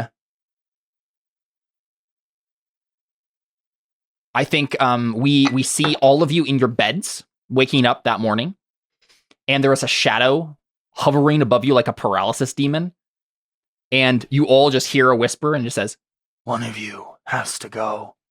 The producers have demanded it." and then 7 hearts. Oh wait. Hearts. Okay, so it has to be this one. Dang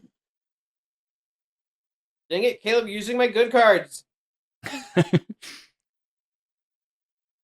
Queen from me.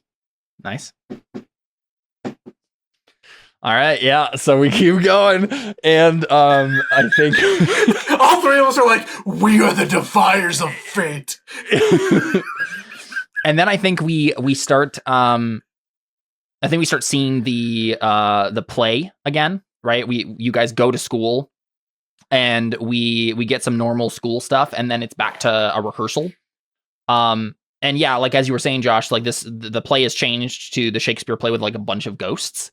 And of course, all the people playing the ghosts are people who have died in the series so far or who have not been there. And whether or not this is actually in the manga, this is mostly just for your guys' kind of weird meta thing going on where you're like, should we remember these people or not? And honestly, the manga run is probably totally screwy at this point, and nobody knows what the continuity is or like who should be brought back, who shouldn't be. It's this weird, really awkward reboot that they're trying here. Where almost every week it's something different. At this point, it's kind of an amalgamation of trial runs that are somewhere in the headquarters of the manga. Right. And none of these have been published yet. It's just like, no, it doesn't work. No, it doesn't work. And they keep trying things over and over again. But yeah, let's say that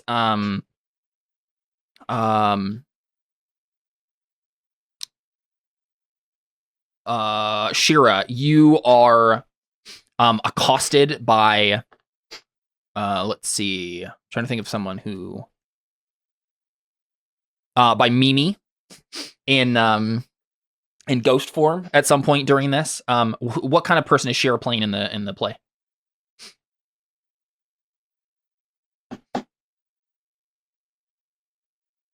Probably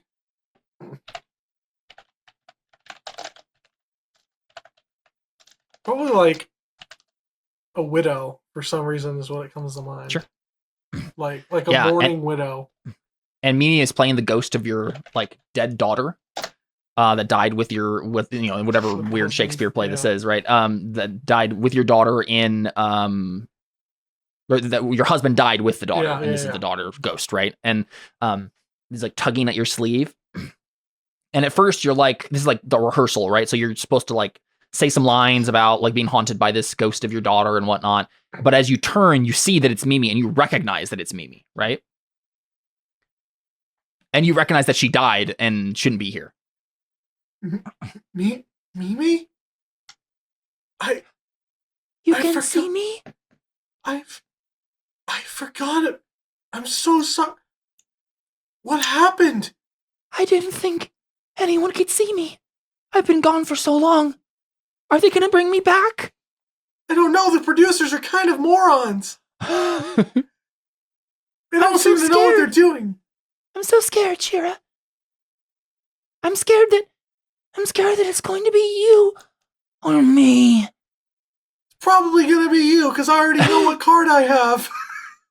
A queen of diamonds. Ace. Yeah, and so Mimi fades, and then we go to Tana in the play. We go to Tana, and it's a similar thing with the ghost of Kiki, right? It's you're I think a queen in this imaginary Shakespeare play, Tana, and the ghost who comes to you is the ghost of like your sister who wanted to marry the same guy as you, the same like king that you ended up marrying. And at first, again, you start to say your lines where it's like, you're like, no, go away. You shouldn't haunt me. I got everything I wanted. I got everything that you wanted. But instead, as you start to say this, you see that it's Kiki, and remember that Kiki died. What do you do? Kiki, I'm not having any fun right now.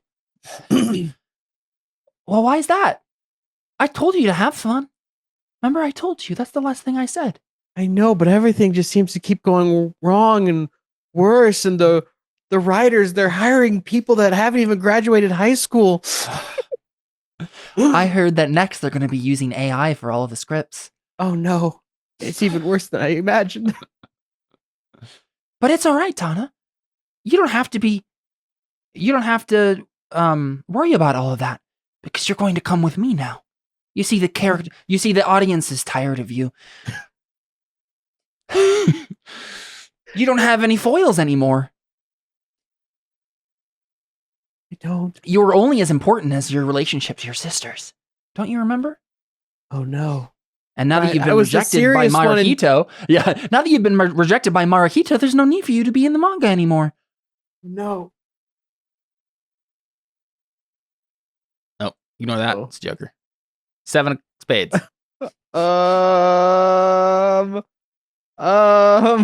All I have is a 7 of clubs, and I could use the things to draw it, but it's 10:30, and I want someone to die.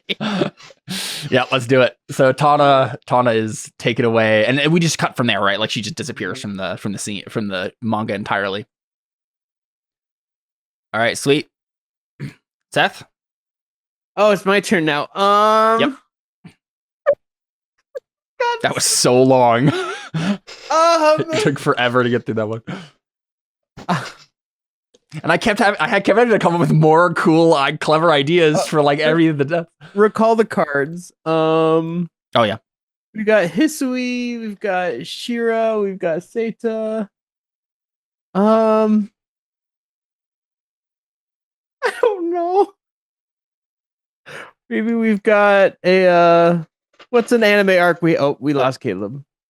What's an anime arc we haven't done? Beach arc. Yeah. Beach arc, yes, it's the beach arc. It's summer vacation finally.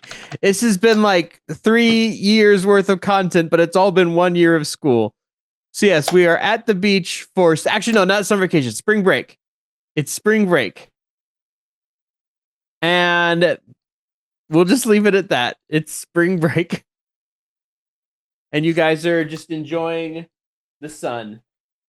Nice. I've had to pee for so long. Yeah, I went earlier. I was the killer that whole time, so I couldn't leave. All right.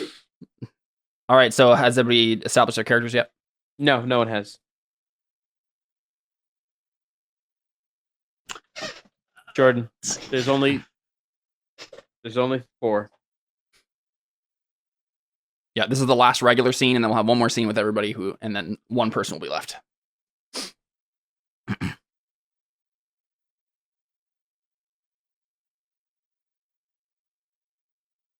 This is really fun. I actually really like this game.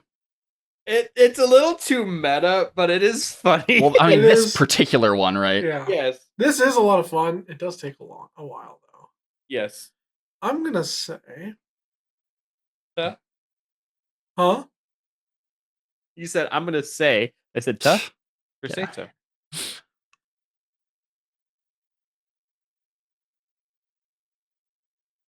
I love that Hisui has survived this whole time mostly by not being in any of the scenes because she's too smart. She knows that she's in a horror movie. Mm-hmm. Can I play Shira again? Yeah. I'm just gonna do that. Yeah, you're the first person who gets to choose. So you get the choice, right? Yeah. Well, I wasn't sure if it's like if I could play the same character 2 scenes in a row. Yeah, I'll play Shira again. Yeah, Josh.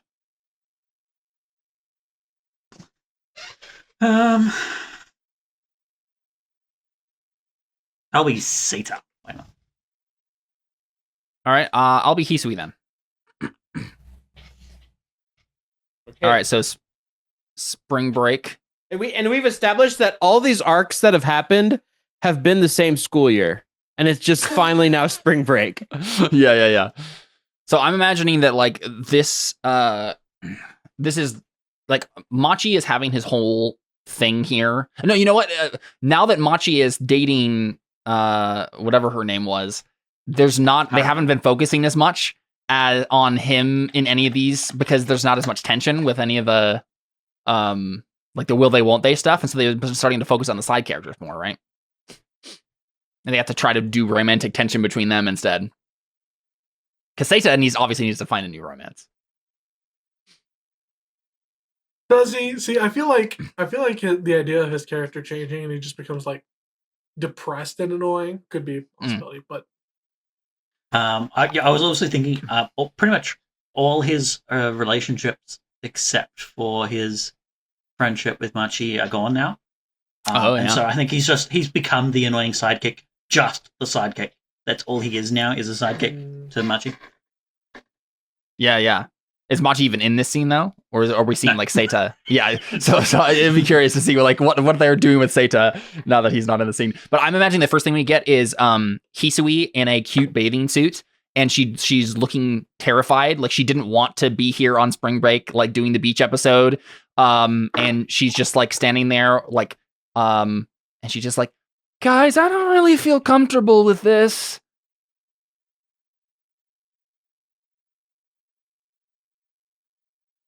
you worry too much, Hisui.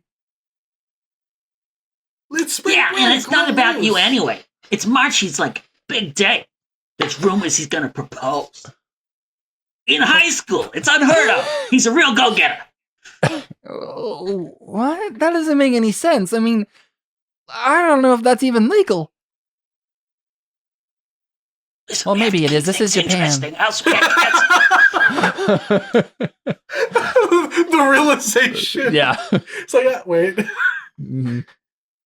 Oh, that's. I don't know, Shira. I think I'm just gonna go back home. Oh, don't be such a stick in the mud. Look, we have one chance, we have 1 week to just let loose, not worry about classes, not worry about anything dumb, not worry about any sports. We don't have to worry about No sports? the You play. promise? No sports. The whole beach week. volleyball, guys. She just No! I hope we're not gonna spend a whole lot of screen time on this. the writers are desperate. We're probably gonna spend a little more screen time than we should. Let's go for the fan Are they service of volleyball. Yeah. Are they gonna draw me fawning over volleyball guys again? I swear, Probably. the only time I'm in any of these scenes is to be worried about something or to be fawning over a guy. They even put me in this. I tried to change it. I tried to change it to my more modest bathing suit, but when I looked for it, it was gone, and it was replaced with this. Meanwhile, Shira's I've like, been telling Machi that he really needs to get abs, but I think he already has them, but he keeps his shirt on. And so the fan service isn't really a thing. Yeah. Well, see, so Shira, I mean, going back to what you said before we were interrupted by all this meta conversation, so you said like not being you don't have to worry about. we don't have to worry about sports. We don't have to worry What was the about thing classes. you said at first before you had the string of not worrying about things?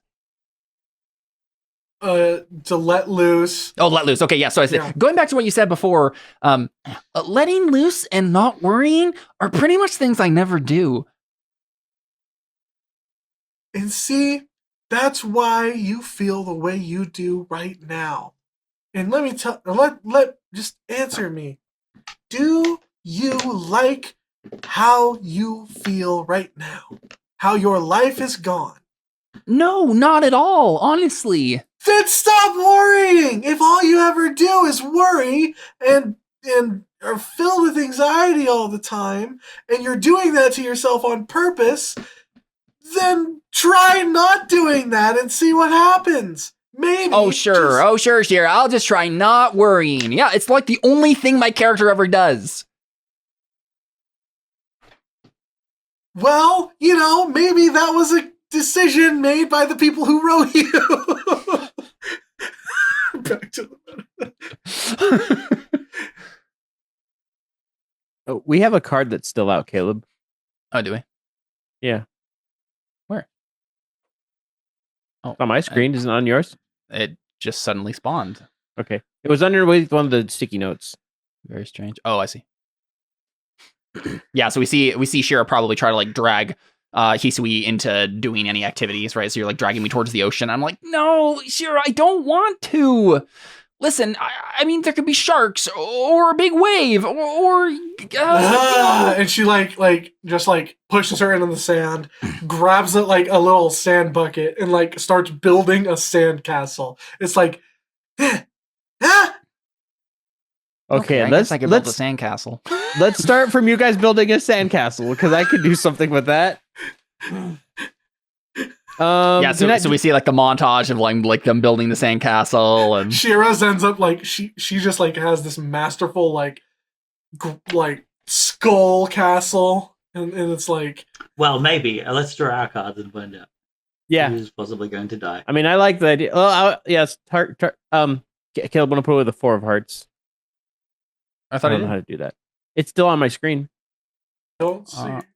Oh, I don't see any cards. I see it now. What? What in the world? Try refreshing, Seth. And Yeah, I was gonna say maybe my Roll20's glitching. Yeah, I think so. I think whenever you click on it, it respawns for me. Okay, yeah, it's gone now. Unless I can grab it again. All right, who needs to get what cards? 5 for me, so I'll draw those. Yep.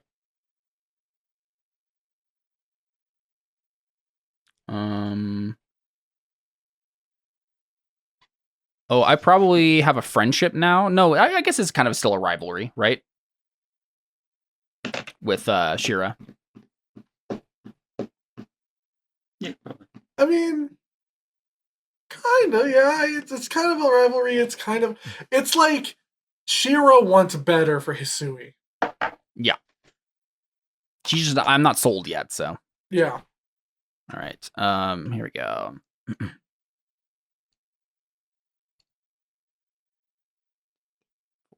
All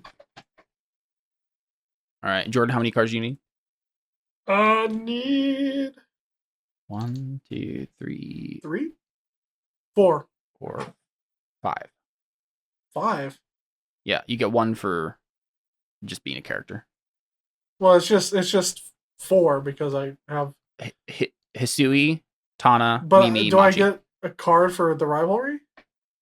Yeah. Oh, It's I just totally how many forgot. relationships you have. Yeah. Oh, okay, I totally should have had 5 last time. Wait. Not that it mattered. I'm confused. Try to give you cards and it's not letting me. It's telling me the deck is empty.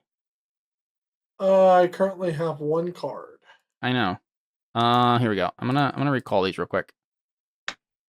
And try shuffling. I think it wasn't shuffling. So 5. I think we all get 5.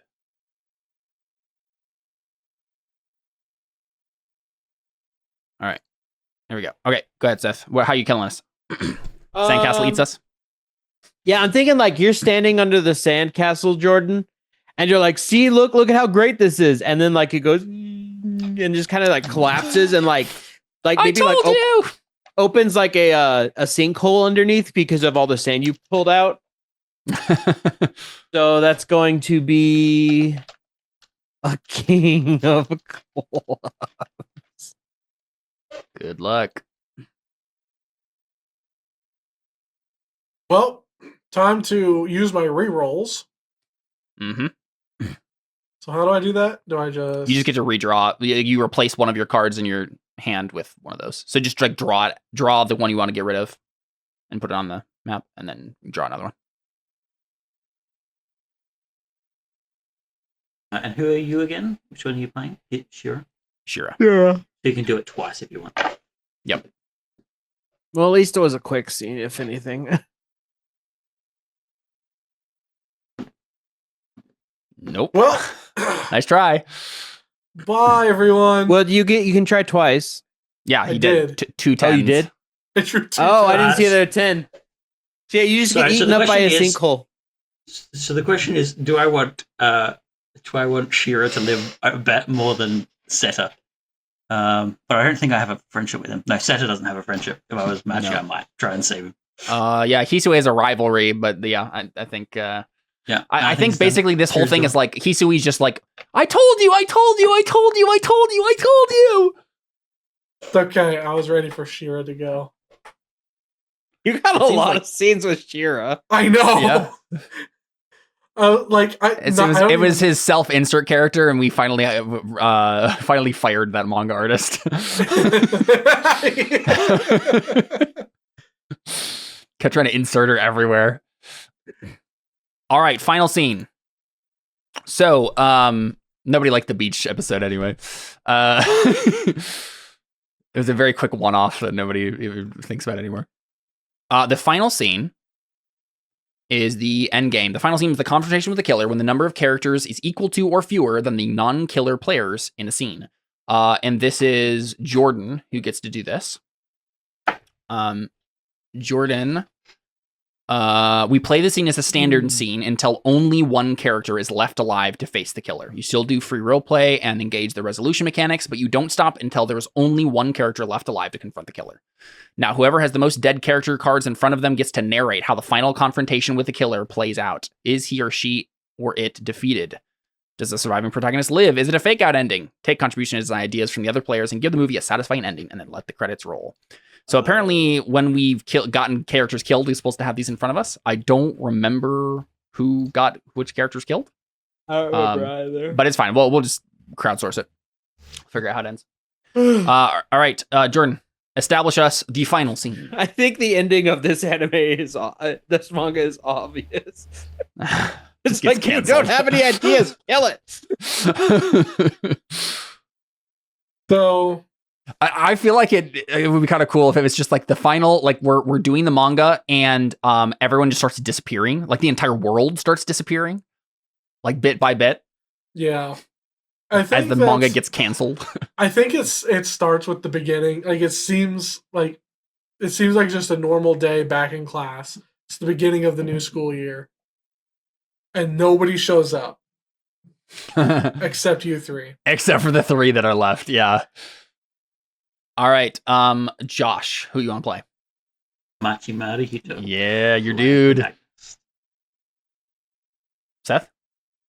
I'll play Hisui. And I'll play Santa. Very good. Okay, so we show up to class and no one is here except for us. So probably Hisui probably says something first, right? Does school actually start today? I'm sure it'll only be a matter of time before one of the teachers shows up. We just gotta wait. Okay. I mean, Haruhana's sick today, so I figured she'd be at home, but yeah, I never get sick. My grandma gives me a special concoction every morning that keeps me healthy as a bull. I think she's trying to do the opposite. Well, it's not working. You don't shut up. Is there a medicine that gives ADHD? What's that? What color is this medicine? Like red, cordial? Oh, it's like some sort of like liquid concoction she makes from like root of yew or something like that. Old ancestral recipe, I think. As you're talking, you start to notice, or not, like you kind of notice, just like out of the corner of your eye, but don't really pay much mind to it at first. There are these weird like shapes on the walls that kind of resemble people. It's like 1 or 2 at first. These shapes that seem kind of like soot, just like outlined on the wall. You guys excited for the sports festival? Wasn't that last arc? Wasn't that a couple arcs ago? Oh, I think we have one every arc or every year. Okay, I mean, I guess I don't know who's going to be playing in it if the school. I think they said that we're finally going to be playing baseball again. Oh, the only good arc.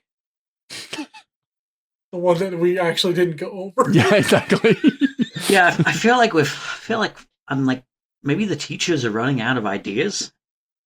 Mm-hmm. Yeah, the teachers. The teachers are running out of ideas. Look, You know, yeah, do we ever know what happened to the coach? I haven't seen him for a long time. We had a coach? I thought we just played. Oh, yeah, you're right. Had the principal, and there was a point at which there was like a socially politically correct version of them. They got Yeah, I really think into for PC one stuff arc at at some point. least. you see the silhouette of the principal on the wall as like this soot that's just kind of watching over you. But you Yeah, don't it kind of looks notice. something like that, I think, right? Wasn't he a Yeah, dog same. for like a single episode? Well, I mean, that was the like kind of weird dream sequence episode. Oh, it was a dream. I don't think that counts. Though honestly, with all the weird episodes that this manga has had, I wouldn't imagine most of it's probably a dream sequence at this point. I'm actually would be rather surprised if we don't end the manga with Machi just waking up. Yeah, it wouldn't surprise me. I mean, it was an interesting choice to go for the fourth wall break. Like, I think he watched too much Deadpool and was like, yeah, that's what he wanted to go for. Don't you mean Deadpool? Deadpool. Deadpool. Mira. Son. Oh, you have no idea what that's. Has it ever like bothered you that we went straight to dub? A little bit, but I really like my voice actor. He's really giving it his all. I've had like This is the first job he's gotten in like 6 years, so he's really having it up. Yeah, I mean, it's bothered me that Haruhana like hasn't been on screen much. I But don't it even makes think we sense. got a I mean, voice actor the guy, for her. the guy that initially drew her, it was just like a throwaway character, and now they can't get the same guy back to do her again. As he says throwaway character, the camera pans like behind Machi, and there's like a trash can, and next to the trash can is the silhouette of like this soot silhouette of Haruhana. that. I kept wanting to say Benihana because I could never remember the name. Well, and I stand up. I think I'm gonna go look for the teacher. See you around. I'm gonna go hide in the closet so I don't get hit by something. And I think Machi stands up and like walks to the front of the class and stands at the teacher's podium, and he says, "Congratulations to all our students on your day of graduation. Do you think this will work, guys?" He like taps and like shuffles some papers around. I don't know which students we had. I'm sure we had some. I mean, there's has to be more than me and you guys. As you say But, that, you start to see very familiar these like outlines of these soot outlines of people start to seem less like soot and more like shadows of people that are very familiar, very familiar looking shadows. You see a young, like a small, skittish looking shadow, and you see one that seems like more energetic right next to her, and on the other side there's one that's really tall that seems very put together. On the other side of the room you see one that just seems to be grabbing something and like putting it toward its mouth. Over. You go into the closet and you see who was it that went to the Hisui. closet? Hisui went to the closet? Yep. Hisui goes into the closet and she sees this shadowy figure that has headphones on and is like cowering in the corner of the closet. And as you're all noticing these vaguely familiar figures, the floor just starts to turn black. in each of the rooms you're in. And as it does, start to sink into it. Oh, we need our cards. We need to reset and get our cards. Yep. Well, there Just aren't completely any reset. cards for the final. Huh? There isn't any cards for the final. Oh, there aren't? We just decide. Well, Yeah. we just die, right? We all have to die except for one person, right? Okay. I think what's his name? I think Machi just says it's been an honor and a privilege. I can't do this. This is the only job I've had. I can't. Please. They didn't use. History was like they didn't use me much anyway. Don't worry, Or- Satan. I'm sure you'll find another job. If anything about this manga has taught us anything, it's that people will put up with anything. Literally anything. And we probably just see everybody sink into the ground, right? Yep. But the idea is that there's usually one person left who hasn't been killed. I would like to posit, probably the perfect ending of this is we just see a reset, a fresh manga, and it's the original artist again, and we just see him start the first thing again with the main character again, right? With Hachi or Machi. But it's like, you know, everything is kind of, it's all been stripped away. It's like a small indie comic, and it's just the guy's passion project, right? Maybe the last thing we just see is just the guy drawing Machi, right? What's the name of the high school?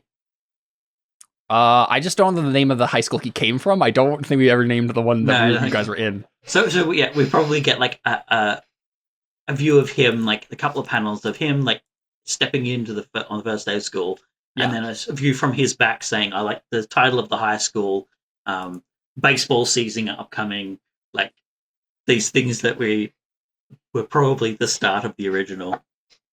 Yeah, we just see like this Japanese man, right, who has this, and like the kind of ending we get is like he saw what they did to his beloved series, and then he finally is like, I need to give the fans what they actually wanted all along and go back to this. He finally, like, the rights revert to him after the manga goes under and whatnot, and he finally gets to make his passion project once more. That's not good to you, Jordan? Yeah, I like it. Can I posit the ending of the actual manga? Yeah. Do we assume this is a horror manga either way, and people are like dying? I think it's been everything under the sun. No, I mean like the original manga. Like what is the? I think is the it original just manga was intended? kind of like a small town mystery sort of thing. Like I think it was always there that like there was some weird, mysterious, strange, maybe supernatural thing going on. But by the time, like, he was taking his time getting there, and so when the publishing company got the manga, they just went crazy. It would be like, oh, we gotta start doing this. People gotta start dying. So I posit that like there's still some big end that actually involves the same three characters. So it still does come, like the very end of the actual manga does come down to Machi, Seta, and Hisui. But the big twist is Seta isn't actually just an annoying sidekick that is just like a throwaway, whatever, you know, goofy comic relief. He's actually the villain the whole time. And the in the anime version of the remade manga, they got the same voice actor back, and he knocked it out of the park this time. Yes. He got some training, he got some other roles under his belt, and everybody loved him. Nice. He's like the fan favorite character, even though he turns out to be the villain. Right, exactly. Well, there you go. That's been our run of The Final Girl. I really, really liked that a lot. That was lot a of fun game. I will very say silly. this. I think this game could be played if everybody made two characters instead. Yeah, and I think, like Fiasco, the first time we played Fiasco, it became obvious to us that we could not do a full game of Fiasco as it's written in the stream time. So I think, yeah, next time we play, we'll probably do something similar. If you do Final Girl again, we'll whittle down the number of characters you get. Makes sense. I mean, you know, there was some like learning it and figuring it out, but I think two characters. The big problem with us, we just like to blab. So, We like, do, we yeah. could have been more economical with all of these scenes, but we like talking. Yeah, well, I mean, Yeah, it's, we it's never part got of a the fun double of kill, so Okay, do you want to know the secrets to my characters? Good. Hisui Hirusan or Hirusan was Hisui is the Japanese word for jade. Okay. And Hirusan, it was supposed to be Wilson, so Jade Wilson. It was a female version of Wade Wilson. Okay. It was literally Deadpool. Okay. Okay. Because she thinks she's in a Yeah. horror movie. Yeah. Because she realized that she was in a horror movie. Shira was Hujon was Hudson. Shira was originally Shala, and it was supposed to be like Saul Hudson, aka Slash. Okay. These So are really it's a- deep cuts there, Jordan. There's so I many know. layers It's that you've it's got. literally Slash because I'm like Slash in a slasher film. You know, that's fun. And then this one's like a step too far, I think. Irene Teresu, Irene was a female initially. Overachieving scientist who nobody listened to. It was supposed to be Eileen, I think. But it was originally what was her name? Ripley from Alien is who I was. All right, there you go. Well, thanks for playing, guys. It was fun doing another boys' night. I really enjoyed myself. I'll definitely be listening back to this one soon and laughing a lot. What's the next week plan? That is a good question. I don't know. Okay. Well, we'll talk We'll figure it later. out. Yeah. All right. Have a good night, y'all. See See ya. Bye.